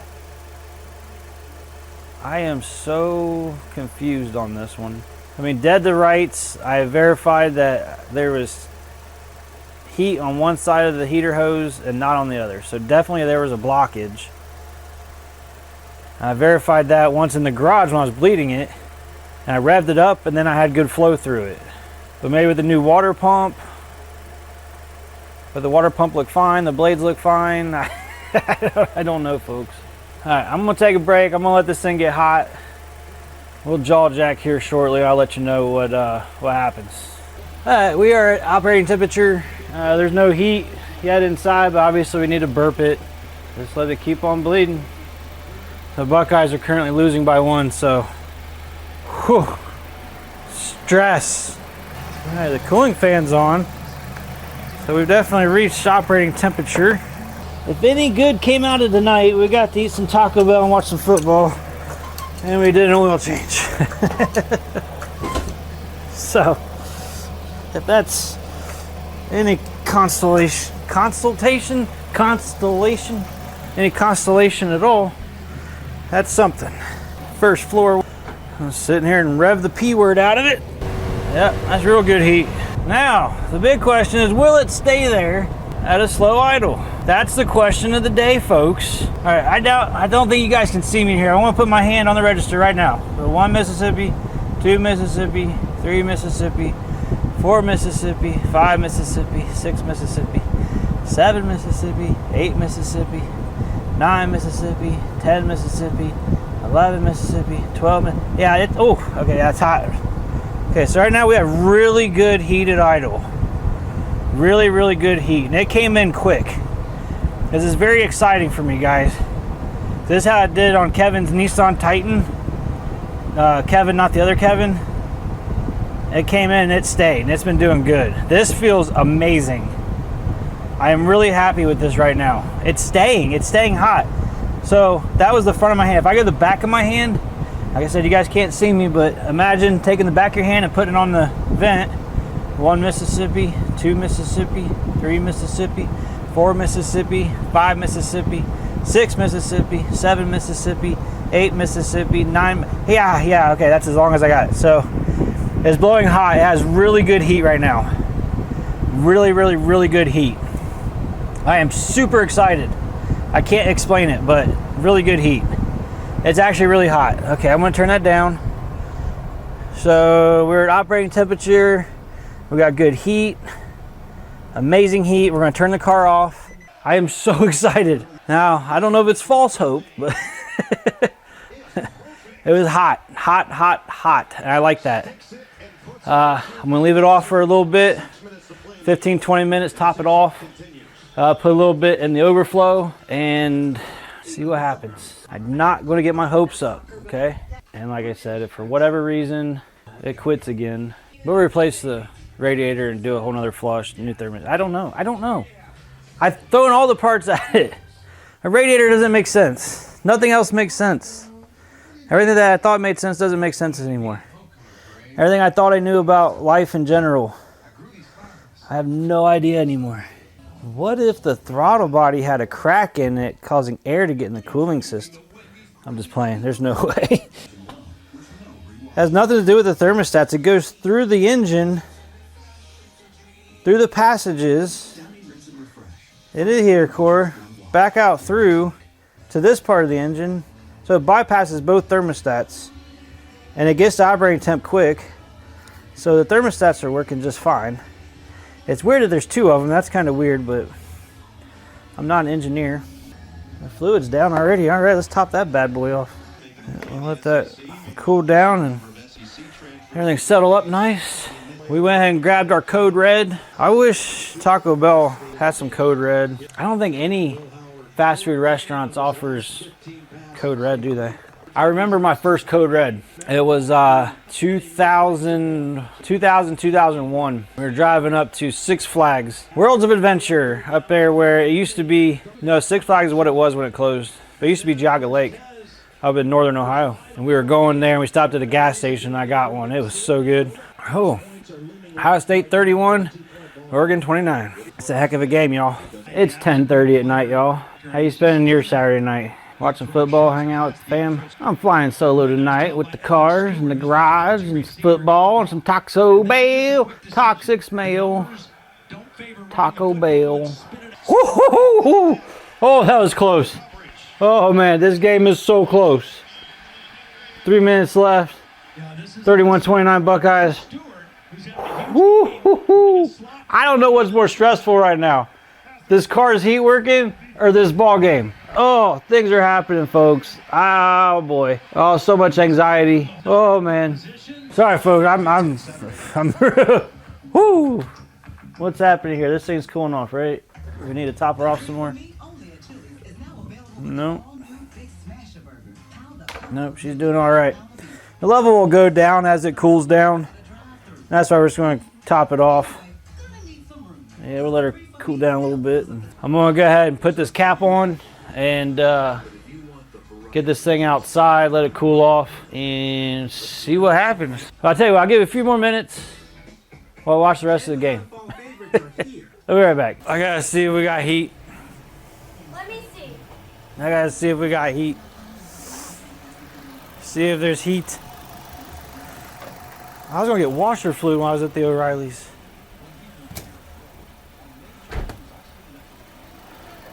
We got heat?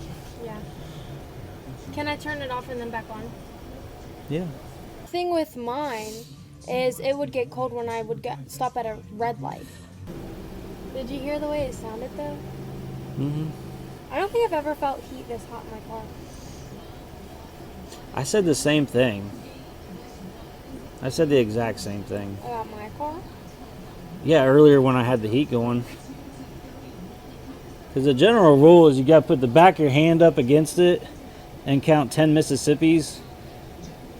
And if by 10 Mississippis you got to like kind of pull away, like you should feel it. It should be hot on your hand.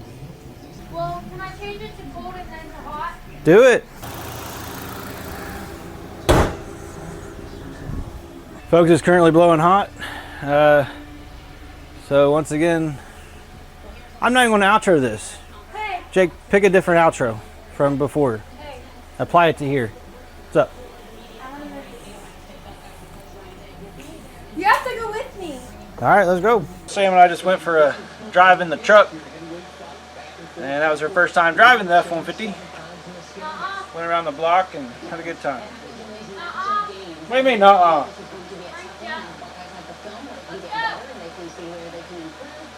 Don't tell me what to do.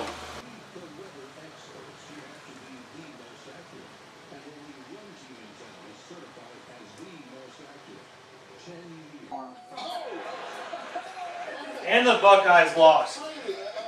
Listen, the world is coming to an end. So we went for a drive, came back, came to a stop, and it quit blowing hot. So, yeah. So I got the car back in here, and the bottle right here was full. As you can tell, it kind of spilled over a little bit. And then I just pulled the radiator cap, and it's all pouring back in. So that's weird. Talked to a couple buddies, a couple other mechanic buddies, and told them what's going on. I'm thinking we might have a cracked cylinder head, a cracked head gasket, something like that. Are you looking at me? I'm up here. Hello. And so what I'm going to do is pressure test the cooling system. I'm going to hook the tester up to it, and then I'm going to let it sit all night, probably all day tomorrow as I'm at work and everything, and go from there. I'm thinking, as opposed to it getting clogged up, I think that the cooling system is getting air in it,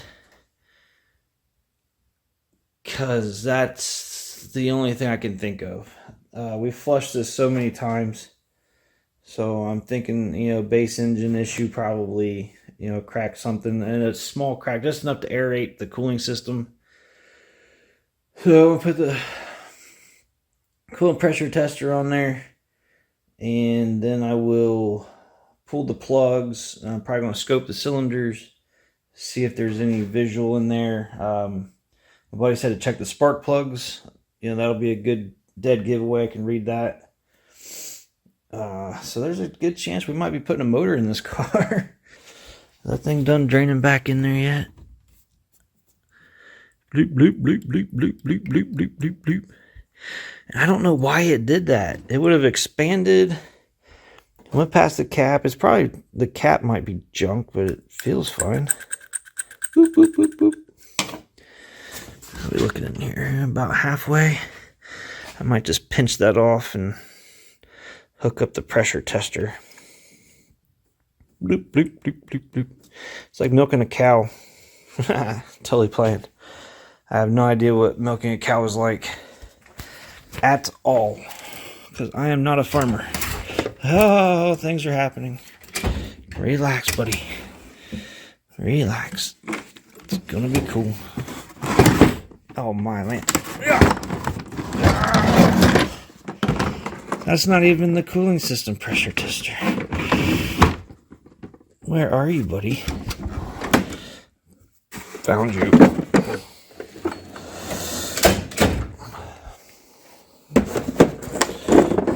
Yeah.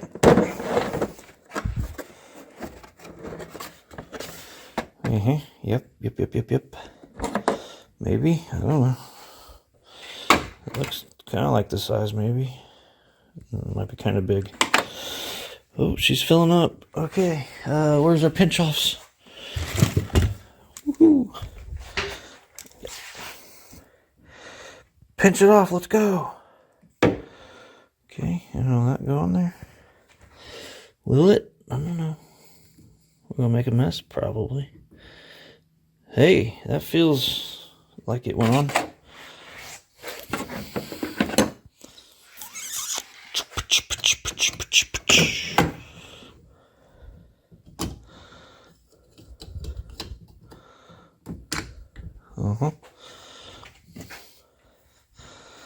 Let's see if we can do this one-handed. Whoop. Whoop. Whoop.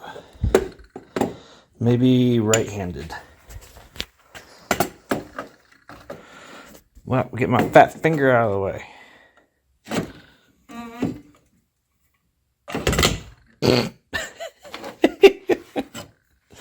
I am so tired. I just came off of a 14.5-hour shift.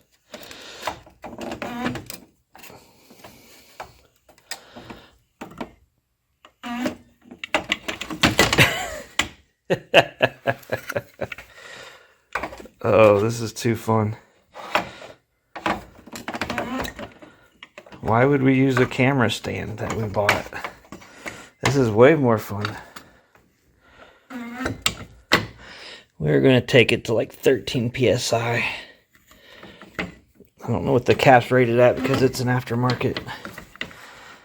But if this pressure does bleed off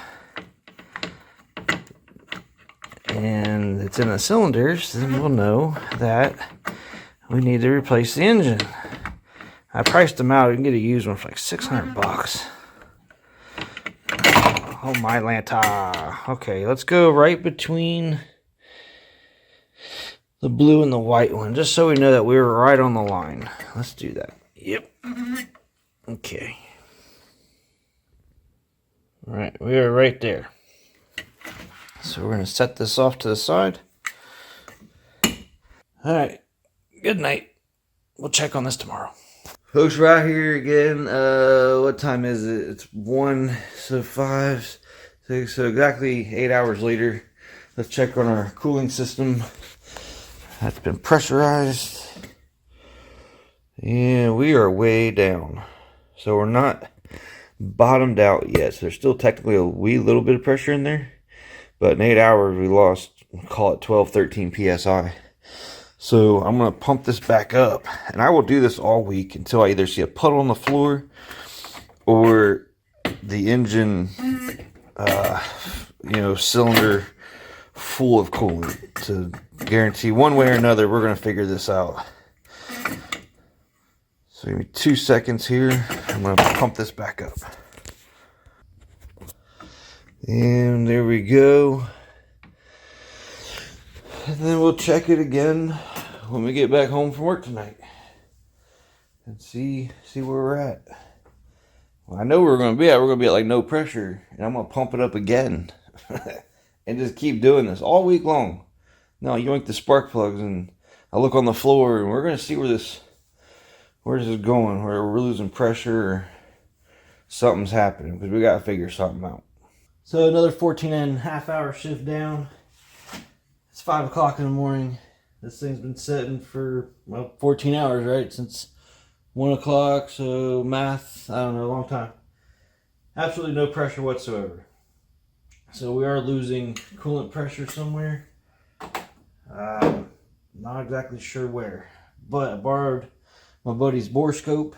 So I'm going to pressurize this, yoink the coils and the plugs real quick, and look down in the cylinder, see if coolant's getting down in there. I'm going to look on the floor real quick and verify there's no puddles. I don't think that's an external leak. Yeah, it's perfectly dry under there.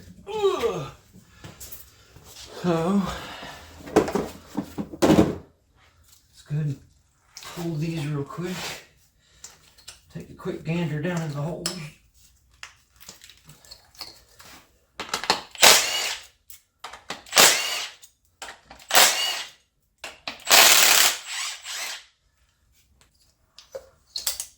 I think I've ever had these out. Oh, for sure I've done plugs in this car before.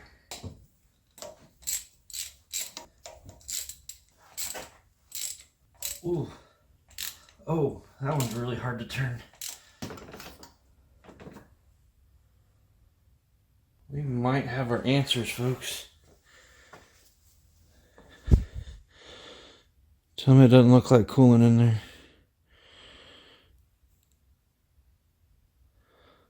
That looks like coolant. Oh my.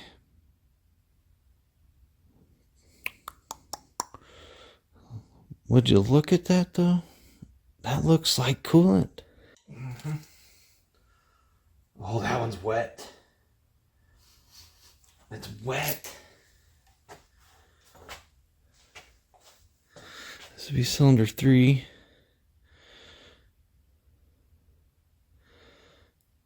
Oh, wow. Why are you wet there, buddy? This one's a little damp as well. Whoop. Come on. This would be cylinder 2. Why are these damp? That's so weird. Burp. Oh, there's oil on this one. There's some oil on that one. That means that valve cover's leaking a little bit. So the base of this one, the threads, as you can tell, are wet, but the tip is dry. This is the driest tip so far. Okay, cylinder 1's the driest. Looks like coolant on the tip there of cylinder 4. Let's go ahead and grab our bore scoop. I want to buy one of these. They're so nice.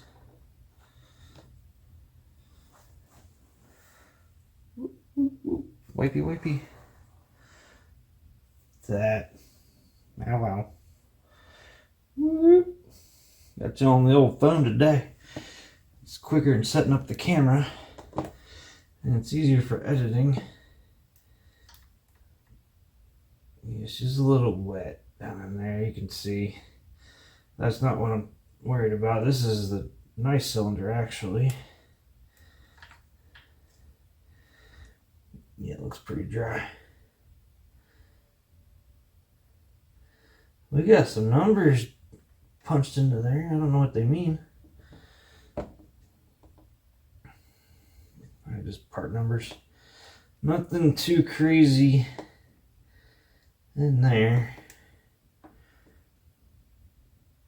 This is nice and dry. Oh yeah, that cylinder looks a little more nastier. gonna have to rotate the engine a little bit to see down in there. Oh, okay. There it is. She needs an engine. Look at that. Oh, buddy. There's a puddle in there on top of that piston. Are you seeing that?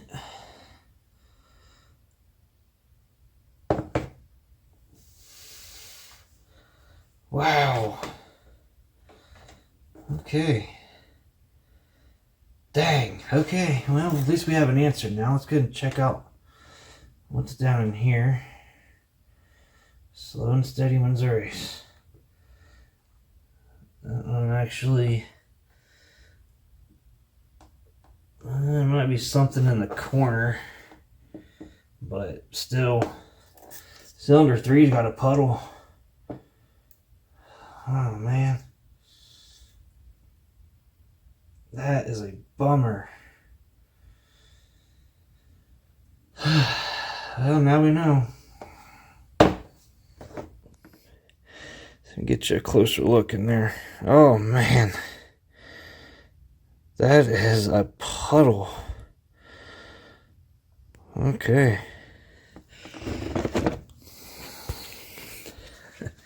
We have our answer. Finally. It's either a cracked cylinder head or a cracked head gasket. Either way, I priced out used engines. They're $600. So this thing's going to get an engine. But that explains our issues. We keep getting air into the cooling system, and that's causing the issue. We finally have a confirmed diagnosis. Even though we've done the dash, the heater core, the water pump, thermostats, all the stuff. And that also explains the rough start. Whenever you first start up, it'll run kind of rough for a few moments and it smooths out. That's because there's coolant getting into the cylinder, number 3 cylinder. So I'm going to go pick up an engine this weekend apparently and get started with replacing this beast. And then it'll be good. This car, I put way more money and time into this thing than what it's worth. But I know what this car is though. And all the work I've done to it, personalizing it, you know, with the body work and the audio, and like I said, it's for my daughter. She loves the car. And it's cheaper to repair cars than it is to buy a new one. So, you know, you can buy a decent something, probably like $7,000, and still have to put a few bucks in it, where I can spend, you know, another $1,000 on it, and it's good for a long time. And even if I have to put another transmission, or if I have to put, not another one, but if I have to put a transmission, it's still worth it. As long as the body holds up good, the interior is nice. You know, we got some rust going on behind the, you know, the rear wheel wells, but I mean, it is what it is. The first car, you know, she's already bumped into a few things and stuff, so it's a good starter car. But I don't think we have to.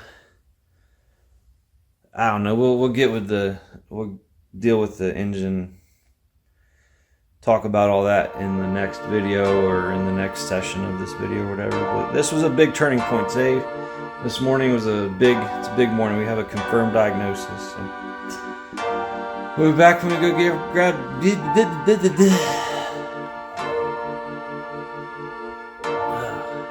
We'll be back when we go grab an engine. I'm gonna get a shower. I'm going to bed. We'll see ya.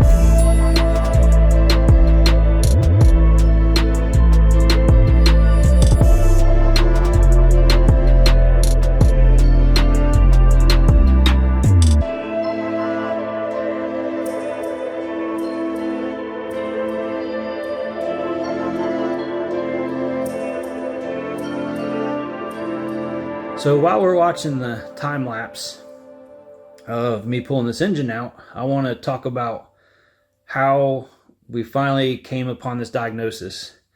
As you can tell, just a few moments ago, I was rather defeated after doing the water pump, and I still didn't fix it. I was very defeated, and I just, I had nothing left to give. I was tired anyways. I was wore out, frustrated. I've been fighting this thing for like at least a year, trying to get the heat fixed in it.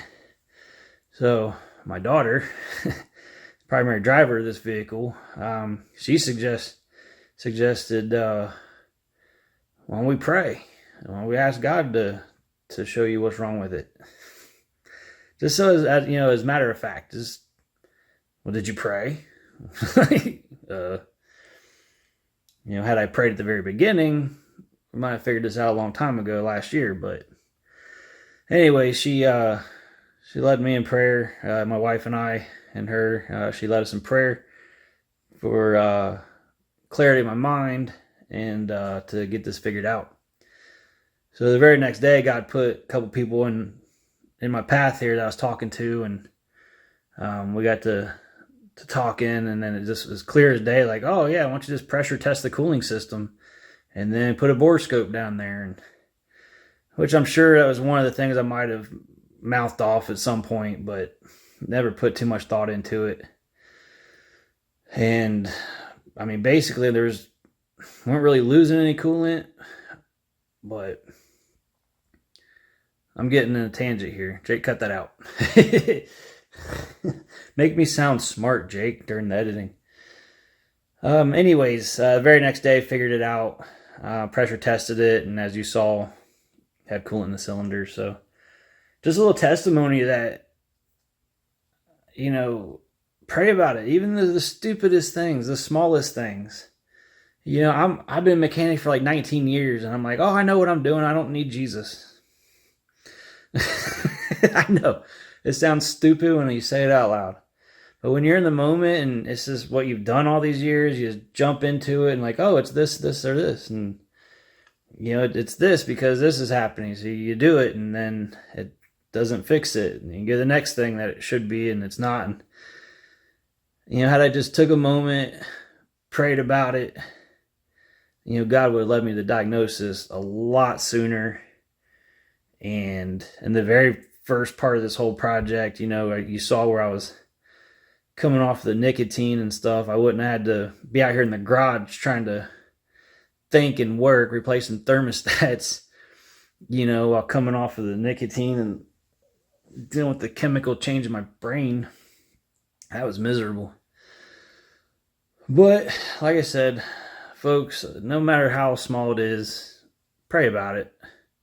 Let God lead you and make things a lot easier. Okay, let's get back to this time lapse and get this engine out of here. So allow me to explain what that was all about.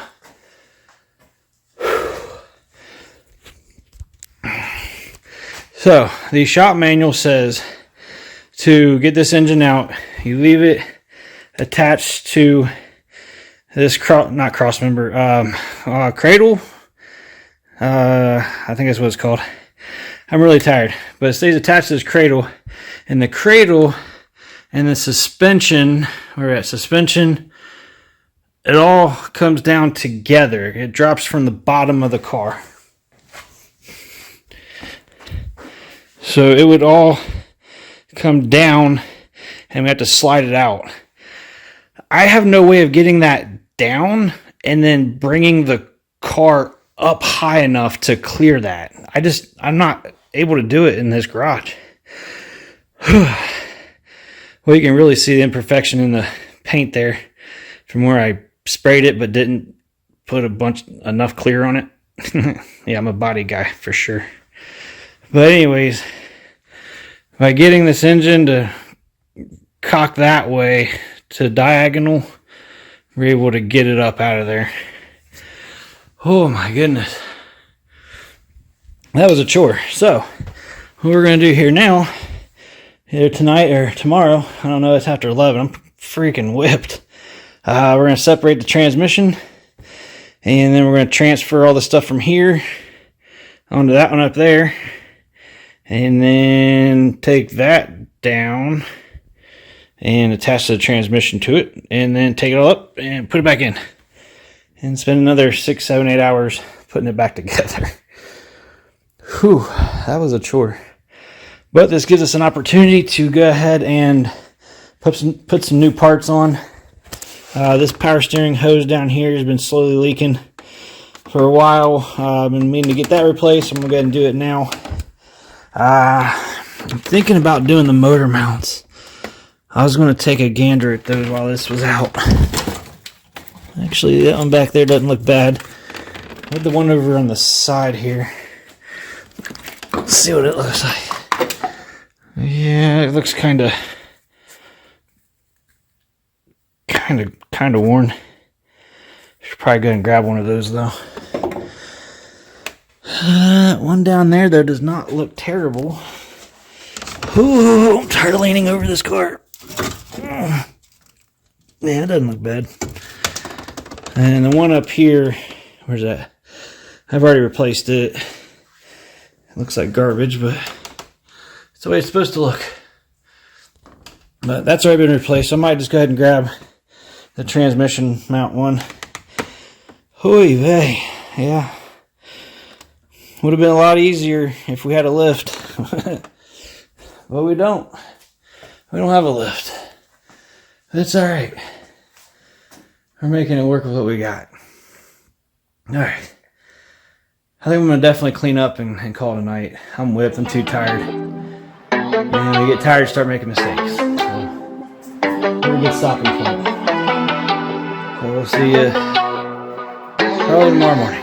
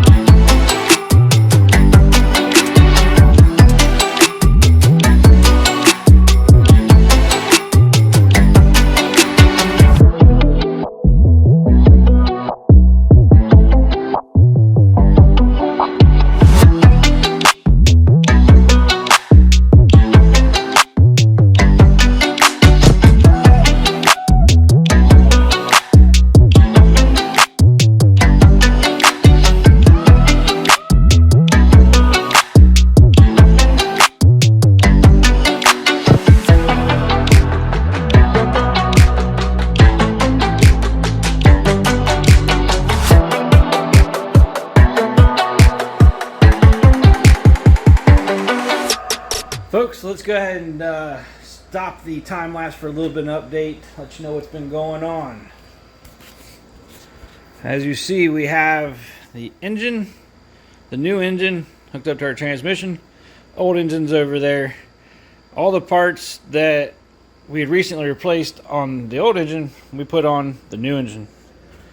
Okay, so we got thermostat 1 put in, thermostat 2 put in, water pump swapped over, tensioner pulley swapped over, around back the crankshaft position sensor that we replaced when we first got the car last year. Got it replaced because we know it's good and it's a pain in the butt to replace, so don't want to have to do that again. New valve cover is in that Amazon box. The rubber O-rings or rubber whatever seals that go around these spark plug wells, apparently you can only get them with the valve cover, so that's good and dumb. But this one was definitely leaking. there was a bunch of oil down in that hole. So we have a new valve cover. It comes with these rubber things in them, the seal, and that'll be good for that. New catalytic converters on the way. Should be here tomorrow. Back over here on the car, we went ahead and got all 4 motor mounts. Yeah, 1, 2, 3, 4. To just get that single motor mount was like $113 from the O'Reilly's. On Amazon, you can get all 4 for $70. So, yeah, I got that coming. Down here in this corner, I'm going to do a quick rust repair. Yeah.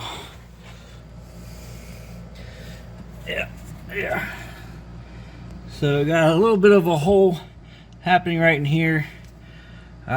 Structurally, it's probably fine. The bottom here is well intact. Got a couple little holes up here.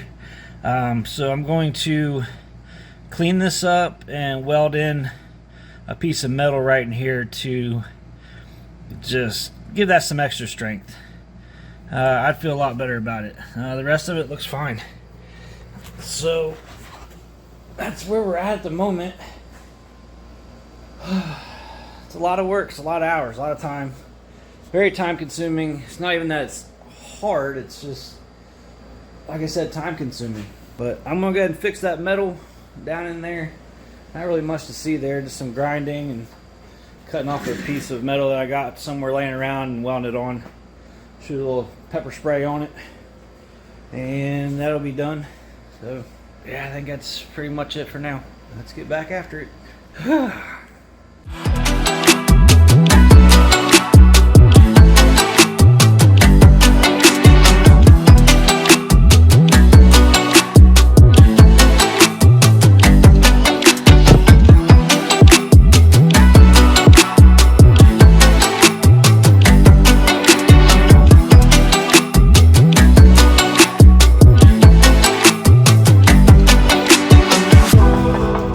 Yeah, we have a very, very interesting update. As you may or may not have seen, we had a little fire, what we call a thermal event in the automotive industry. Admittedly, when I was welding, I was doing a hole fill there on the top, and we got the plate in and stuff. But right down in there, I was working on a hole fill, and this boot right here melted open, which was my bad, but then power steering fluid came out. So that explains where my power steering fluid has gone. Whoa, weird on the camera. Let's fix that. There we go. So the seal on the steering gear was leaking fluid into the boot here, which explains why I was slowly losing power steering fluid. So it's kind of a cool thing that I melted that and then saw the leak. So we got one of those coming. Add $200 to the total. Is how much that was. Plus you got to figure like 140, 150 for the alignment. But now's the time to do it. It's right there. But got the plate welded in there. Let's see if I can bring you around. Yep, you can see the plate is in there. Weld on both sides and around the top. Like I said, I was trying to hole fill those top holes, but I might just have to put another plate there. Or not, because it's already way better than what it was. But went ahead and open up the doors and let the garage air out because of that thermal event and all the smoke. So we got that fixed up. Grabbed a shower. Rack's not going to be here till next week, so we're just going to let this sit till then. I might come out here this weekend and do a good cleanup of the garage. It's pretty messy. Just try to get everything cleaned up. Yeah. This car's wearing me out, but eventually it'll be fixed and it'll be good. It'll be fine. It'll be fine. Do you see the cancer on the back? Let's see if I can zoom you in there. See that cancer back there above the rear tire? That's about the worst of the whole thing. The rocker over on that side's pretty rotted too, but the body, I mean, overall's in decent shape. The interior is really clean. So it's a good little car. It's worth putting a few bucks in. It's cheaper to fix them. If you're a mechanic, I mean, if this whole deal was done at like a shop or something, I mean, you'd probably have close to $2,000 in labor, plus another. Well, you gotta figure markup of parts. I mean, this whole thing probably be $3,200 repair, and we're doing it for like $1,000, $1,200 maybe. So yeah, it's worth it if you're a mechanic to go ahead and just fix them. The body's in decent shape. Throw an engine at it. We're good. Keep going. I've had enough. I'm gonna go inside and rest up. I got my penguin pajamas on. I haven't seen those like since the first video. I think that's what I was wearing. I don't have to go back and look, but that's like a year ago. All right, enough rambling. We'll see you next week. Get that steering gear put in, then get the engine put back in. And then we're going to go get a ligament. Yeah. All right, I'm out. Folks, it has been almost 2 weeks. It's been about 12 days. But I finally got our rack and pinion in. Detroit axle. It's the cheapest one on Amazon. We got it. I'm actually running a Detroit axle brand rack and pinion on the F-150, and it's been doing fine for the past couple years. So we got her in. We're going to go ahead and get started on getting the old one out. Finish up our welding, paint that, put the new steering gear in. First, got to do a clean it up here in the shop, blah, blah, blah, yada, yada, yada. And just keep on moving forward. So back to the time lapse we go.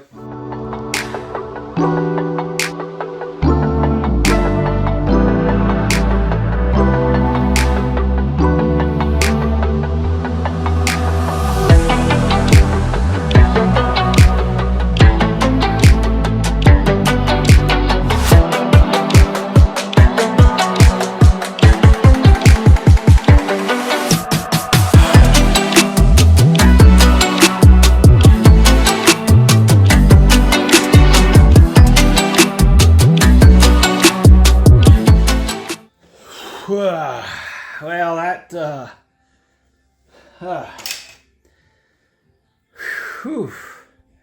escalated pretty quick. Something simple like taking off a power steering line should not be that difficult. I couldn't imagine trying to do this with the engine in. Let me show you what's going on. Trying to get that pressure line, the one with the metal, you see how it's broke. Right there to there. That black line would not spin in that fitting right there. I tried wiggle, wiggle, wiggle. I tried the PB blaster on it. No luck. Grabbed it with the locking pliers and still would not come loose out of that fitting. Obviously, ended up squeezing it hard enough to where it pinched it. Still wouldn't move, ended up breaking it off. So I'm going to need to grab another line. Whoa. Did not mean to do that. How do I fix that? Nah. Yeah, old man technology. So it's the pressure line that goes over here to our power steering pump, comes up over there. So we're going to get that replaced. We're going to swap over that top fitting. No biggie. And this right here, that fitting right there, I was hitting it with the air hammer and it was not coming off there. I got soaked in the PB blaster.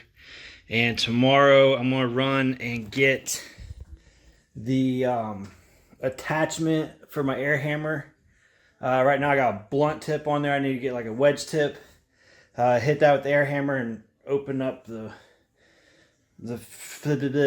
part there where it squeezes around the thing. And you put the bolt through it and the thing tightens up. That thing. You got to get that tightened up. All right, got to get that loosened up. I'm tired. I got a headache. Got a little bit done this evening. It's just kind of trying to get back into this. You know, like I said, it's been a couple weeks. Recovering from long shifts at work. Almost takes 2 days in itself. But the bolts for the rack, the 2 bolts, they came right out. Real nice, like.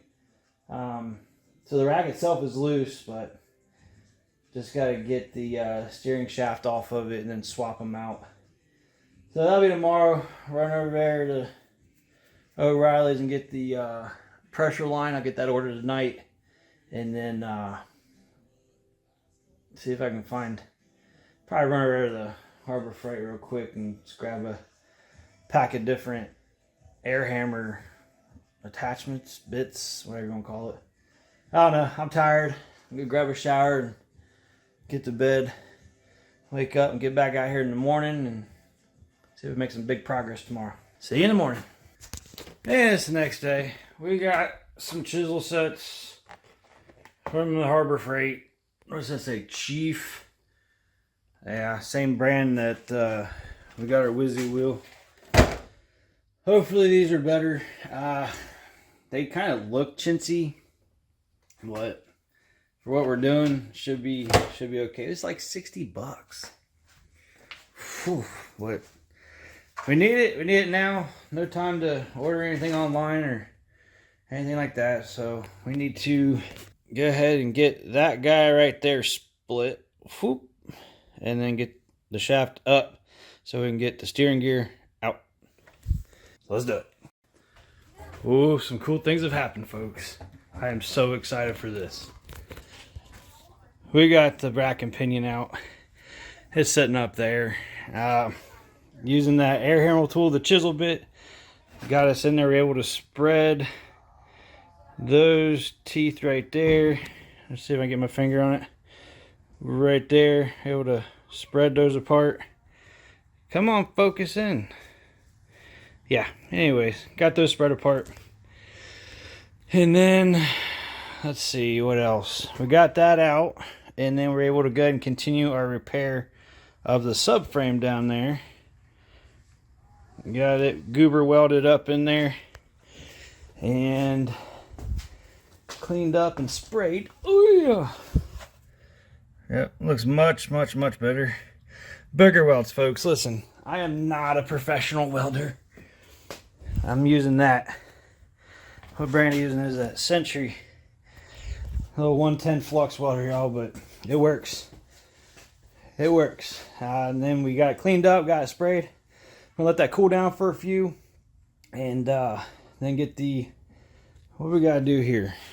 So we got to put our tie rod ends on here, and then we're going to do a close, like count the threads on that to get the alignment somewhat close so we can get over to the alignment shop. And then we'll go ahead and get this guy put in there, and then replace our pressure hose. Where are we at? Yep, pressure hose. Whoop. Since we had to break it off. Where are you at? Right there, we had to break it off. Blah, blah, blah, blah, blah. I'm talking so much. Let's get this going. Tired of hearing myself talk.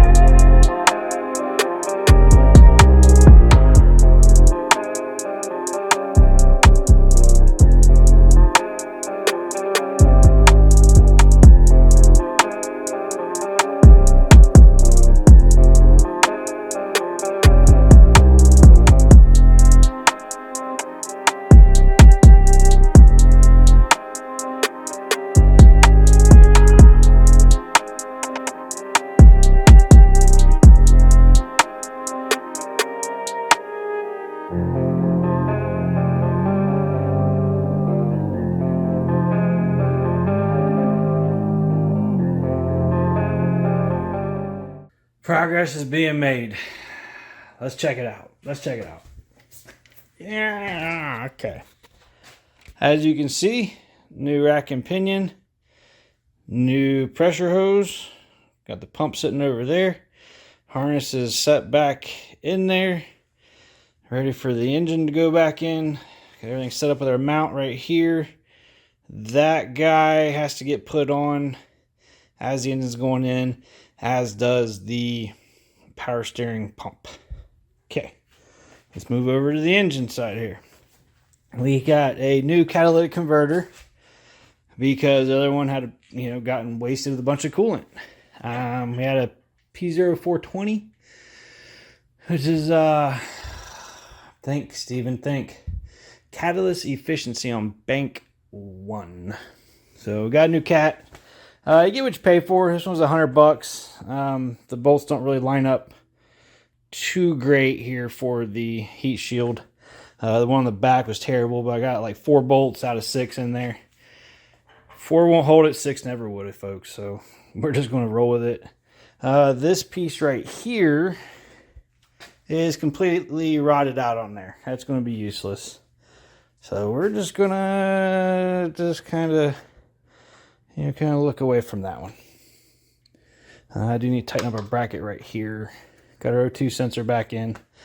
We did get a new oil pan.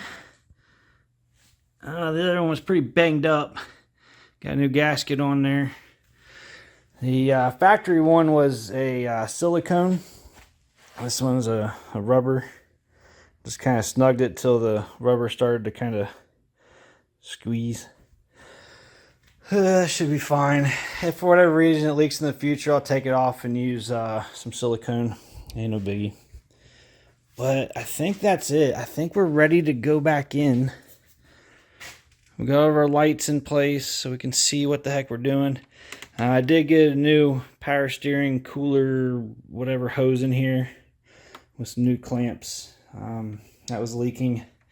Not anymore.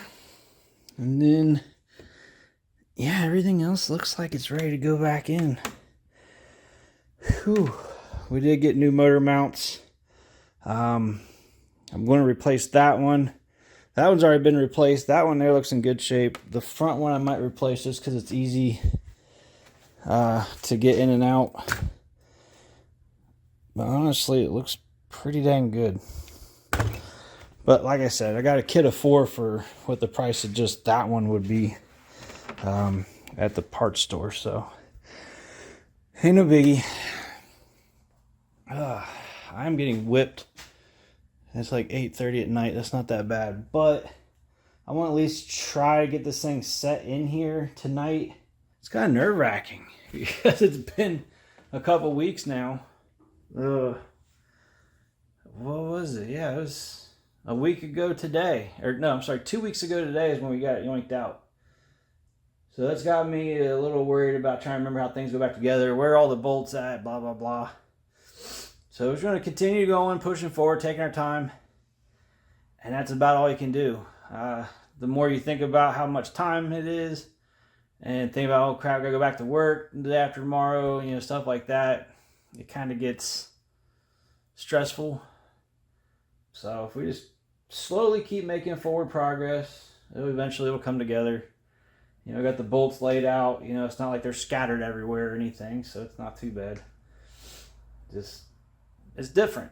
It's something different. I've never yoinked the engine and transmission out of a Nissan before. Done it bunches of time on Fords, my time in the dealership, but Nissans, nope, it's a little bit different. And the fact that this one wanted to come out with the subframe and I didn't makes things a little more difficult, but it came out, so it should go back in. The good thing is this time we have gravity working with us. Yeah. It should just fall right in, right? Okay.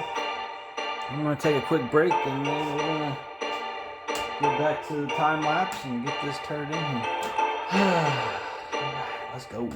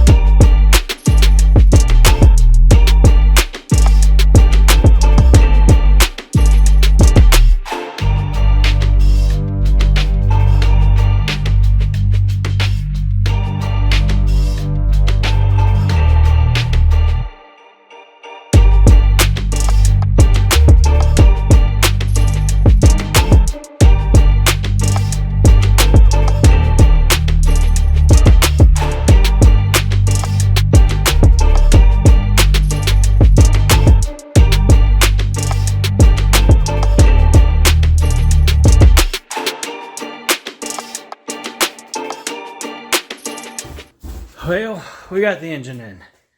It is sitting back in place. Dylan's playing with some brake cleaning. Let's see. What you doing, Dill? Nothing. Ooh. Okay. I'd rather him do it in front of me so I know he's safe. Anyways, let's see what we got. We got the engine back inside the car. So that's progress for today. All the stuff that we did today made for a very productive day.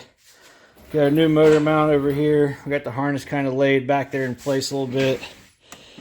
Yeah, next is mostly going to be routing that big fat harness here that runs across the back. But everything's going pretty smooth considering everything. So we'll be back tomorrow to continue on this. Looks like we hit the condenser a couple times. Got a bend right here. Tagged it a couple times down there. I'm gonna have to take a closer look to that.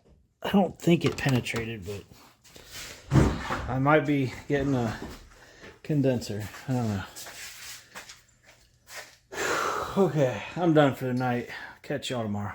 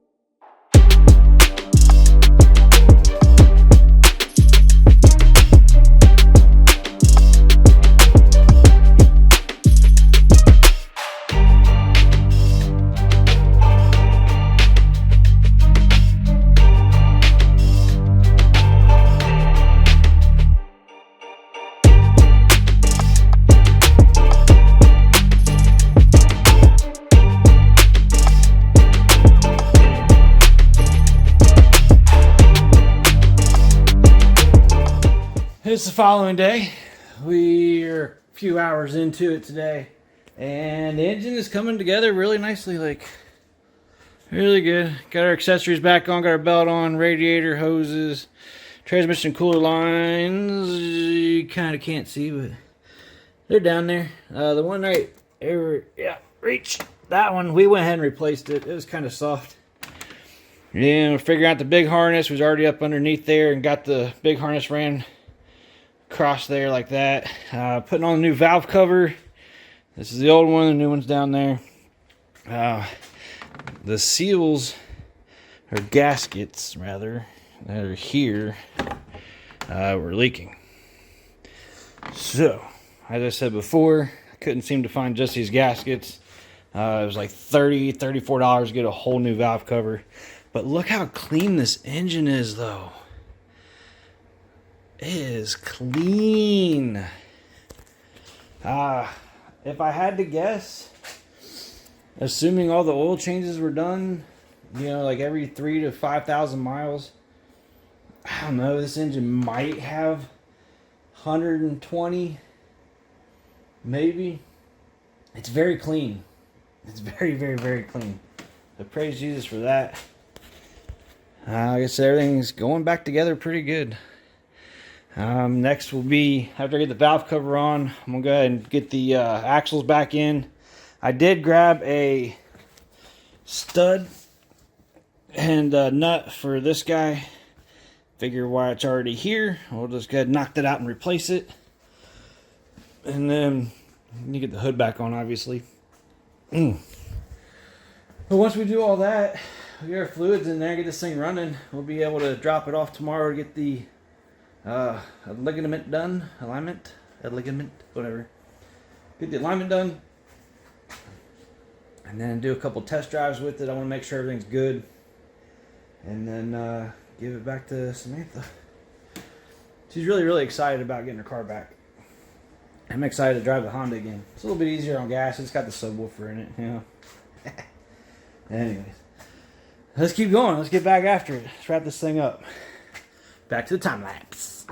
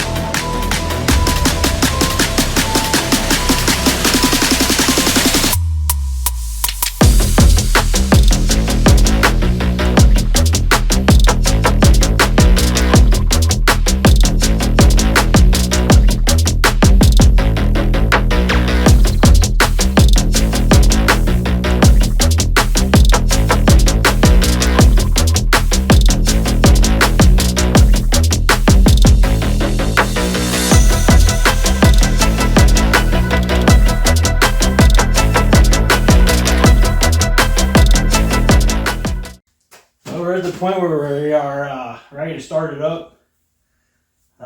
We got power steering fluid in there, we got some coolant in there, engine oil, transmission fluid. I do want to unhook the fuel injectors because I want to crank it for a few moments to build up oil pressure before we go to start it up for the first time. Beautiful. There's just so many little things that gotta remember to get. And okay, the fuel injector. I'm whipped. I can't talk. The fuel injectors are unplugged. Batteries are hooked up. Generators or alternators hooked up.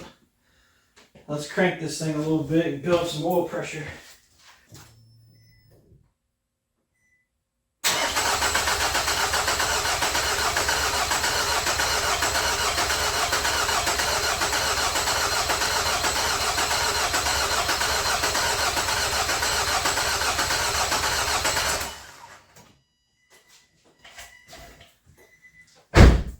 Some good cranking. We'll go ahead and top off our power steering fluid as well, because I know that'll drop down. Oh yeah, lots of air coming out of that. We'll get that topped off a little bit. Excuse me.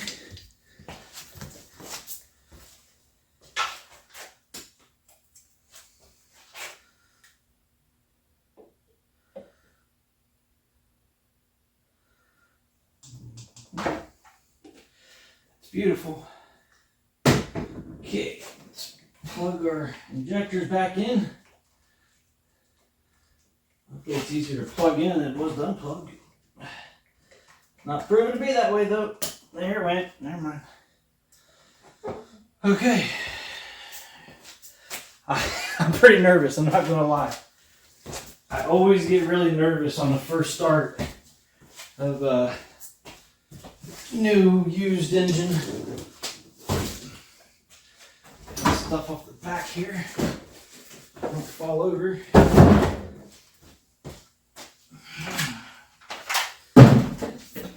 Oh, I'm so excited to clean up this mess too. Okay.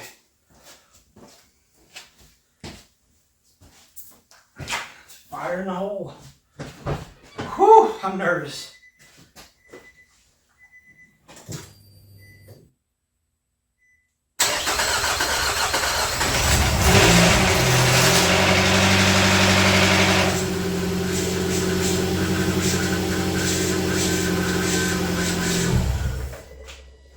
Oh, wow. Man, did y'all hear that? Didn't quite have oil pressure just yet, but it eventually did. As you heard, it cleared up pretty quick.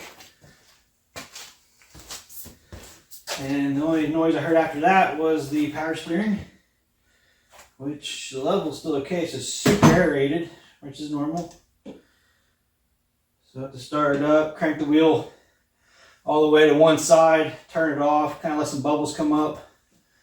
And that's a lot of air. But she sounds good now, so that's good. Very, very good. Let's start it up and turn the steering wheel, and we'll turn it back off again. Unbungee the steering wheel from where we put, where we put the rack and pinion in there. Yep. Okay. I have to open up that garage door too. It's getting stinky.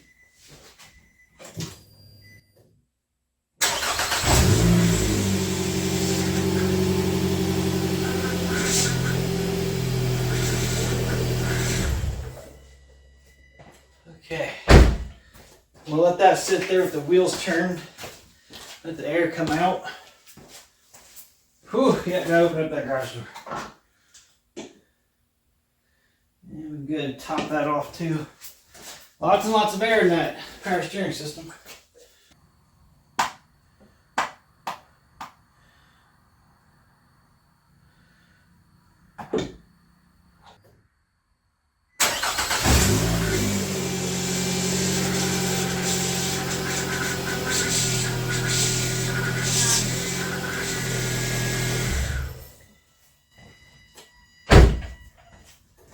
Oh, I'm so excited. That engine sounds good. Oh yeah. Start burning all the fingerprints and oily.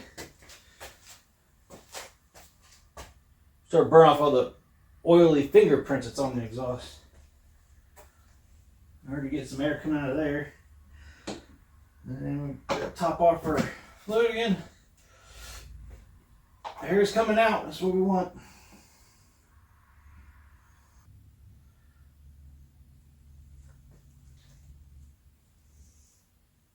Over-engineered. And these two are for the hood. Okay. While that is bleeding out, I'm going to grab one of my boys to help me set this hood back on.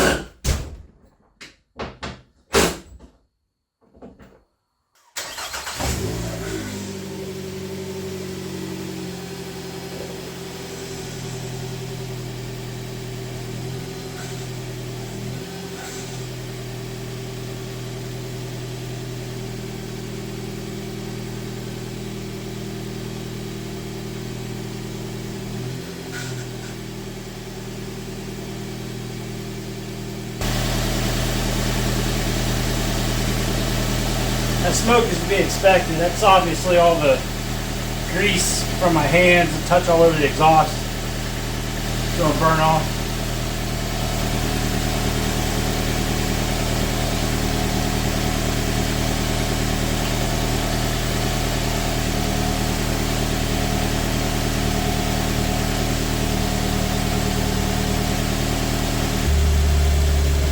smoke come out of the exhaust. I pretty much expect that too. For one, all the coolant that went down in there is probably burning out.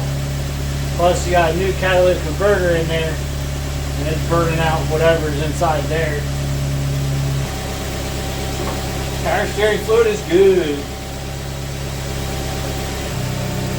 Engine sounds really, really, really good. What I'm going to do is go in there and turn on the heat and see if we have heat. We should have heat without having to rev the crap out of it and do all that, since the whether a cracked head or cracked block or a bad head gasket, whatever it was, it's not letting air, not putting air into the cooling system now, so we should have good heat right from the jump, as with burping anyways. The big test will be here in a couple of days after we get the alignment done and my daughter goes out to start it up on a cold morning, and we can see if it'll defrost the windshield without having to rev the heck out of it. Right? Start up, let it run 10-15 minutes, you should thaw out the window. We're almost to operating temperature.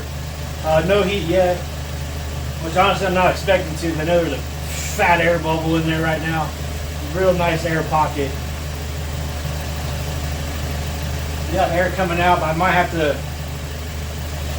rev it up a little bit to get the air circulating.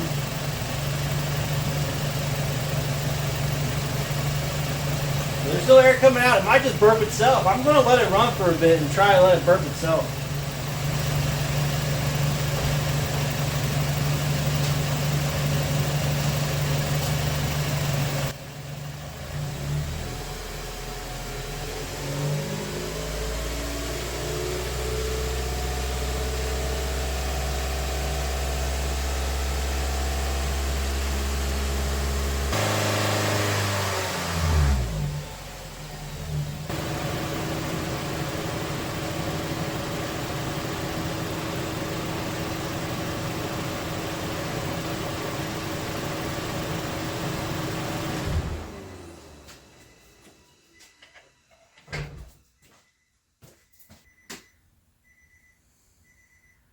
It's not about the smell of new exhaust. It just kind of makes you go, bleh.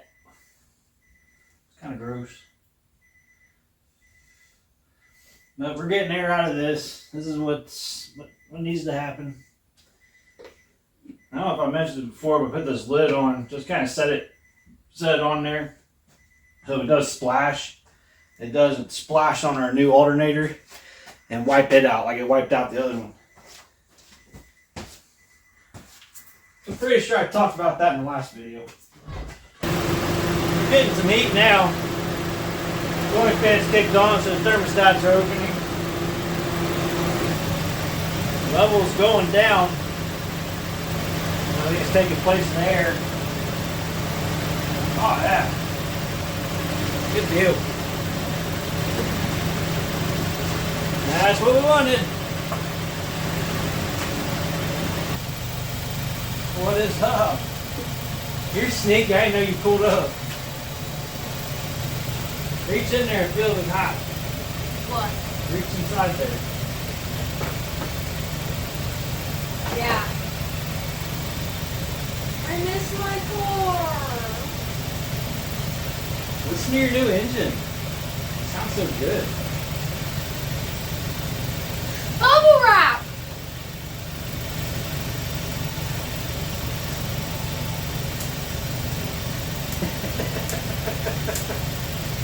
Do you have any more? I love bubble wrap. You want to say hi to YouTube? Bubble wrap. Hold on, I'm gonna be Steven. Hey, folks. Going back on the ground.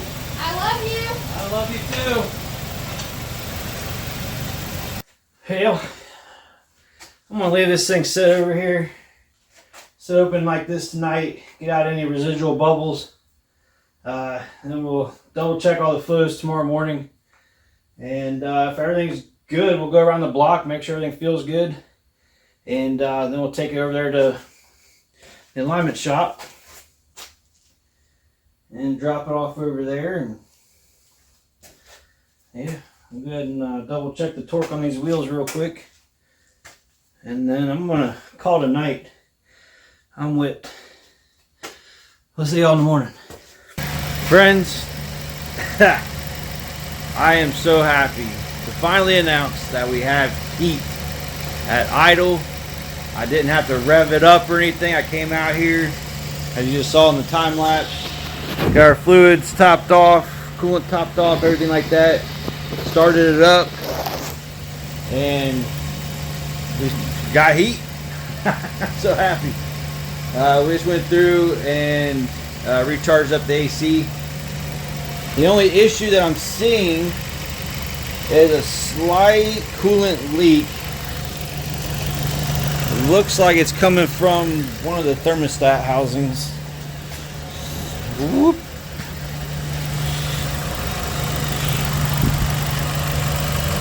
I don't know if I'll get you guys in there to see it.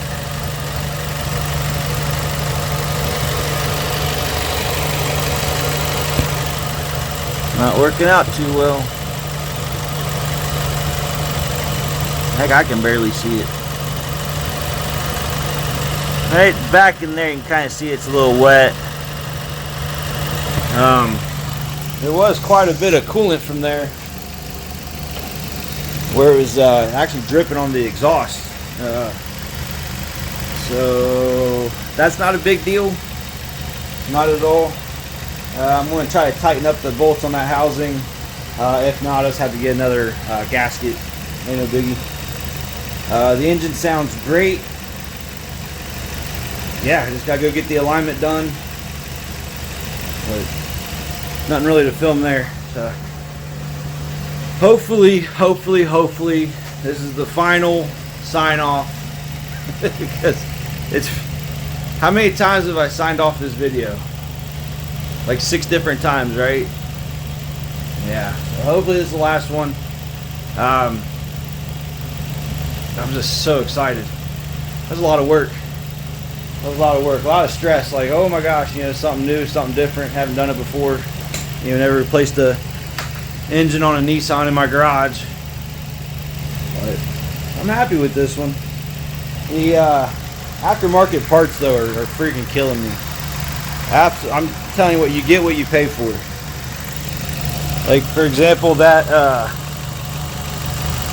catalytic converter there, like, I think you saw it earlier, like only 3 or 4 of the bolts actually lined up out of the 6. And then getting the aftermarket downpipe hooked up to the aftermarket catalytic converter was just a nightmare. Finally got it attached. It's just... It's bad. The aftermarket is bad. Like I said, you get what you pay for. No check engine light. So that's good so far. Obviously, I have to go through some drive cycles to see if that catalytic converter is going to be good or not. Yeah, it's... Oh yeah, this thing needs alignment bad. Check this out. So that wheel slightly turned to the right. I'm sorry, yeah, right. And this one is like straight. Yeah, needs alignment bad. Okay, I'm done. I think this video is over. We have heat. Took forever to diagnose it, replace everything else. Prayed about it. The Lord gave us the wisdom, say, hey, do this, this, and this, and check this. And sure enough, it was the engine. And kind of, I don't know, I'm sure I said it before, but before you start a project or you're diagnosing something, you can pray about it. You can pray about anything, all the small things. God wants to hear all of our prayers. That's all of us spend time with. So that's my biggest takeaway of this. Yeah, you know, engine stuff and mechanic stuff, yeah, but had I prayed about it probably, you know, beforehand, would have came to this conclusion a lot quicker. Saved ourselves a lot of time, especially on that heater core. That was several days worth of work. All right, folks. Thanks for hanging out for this long series. Stay crisp, y'all.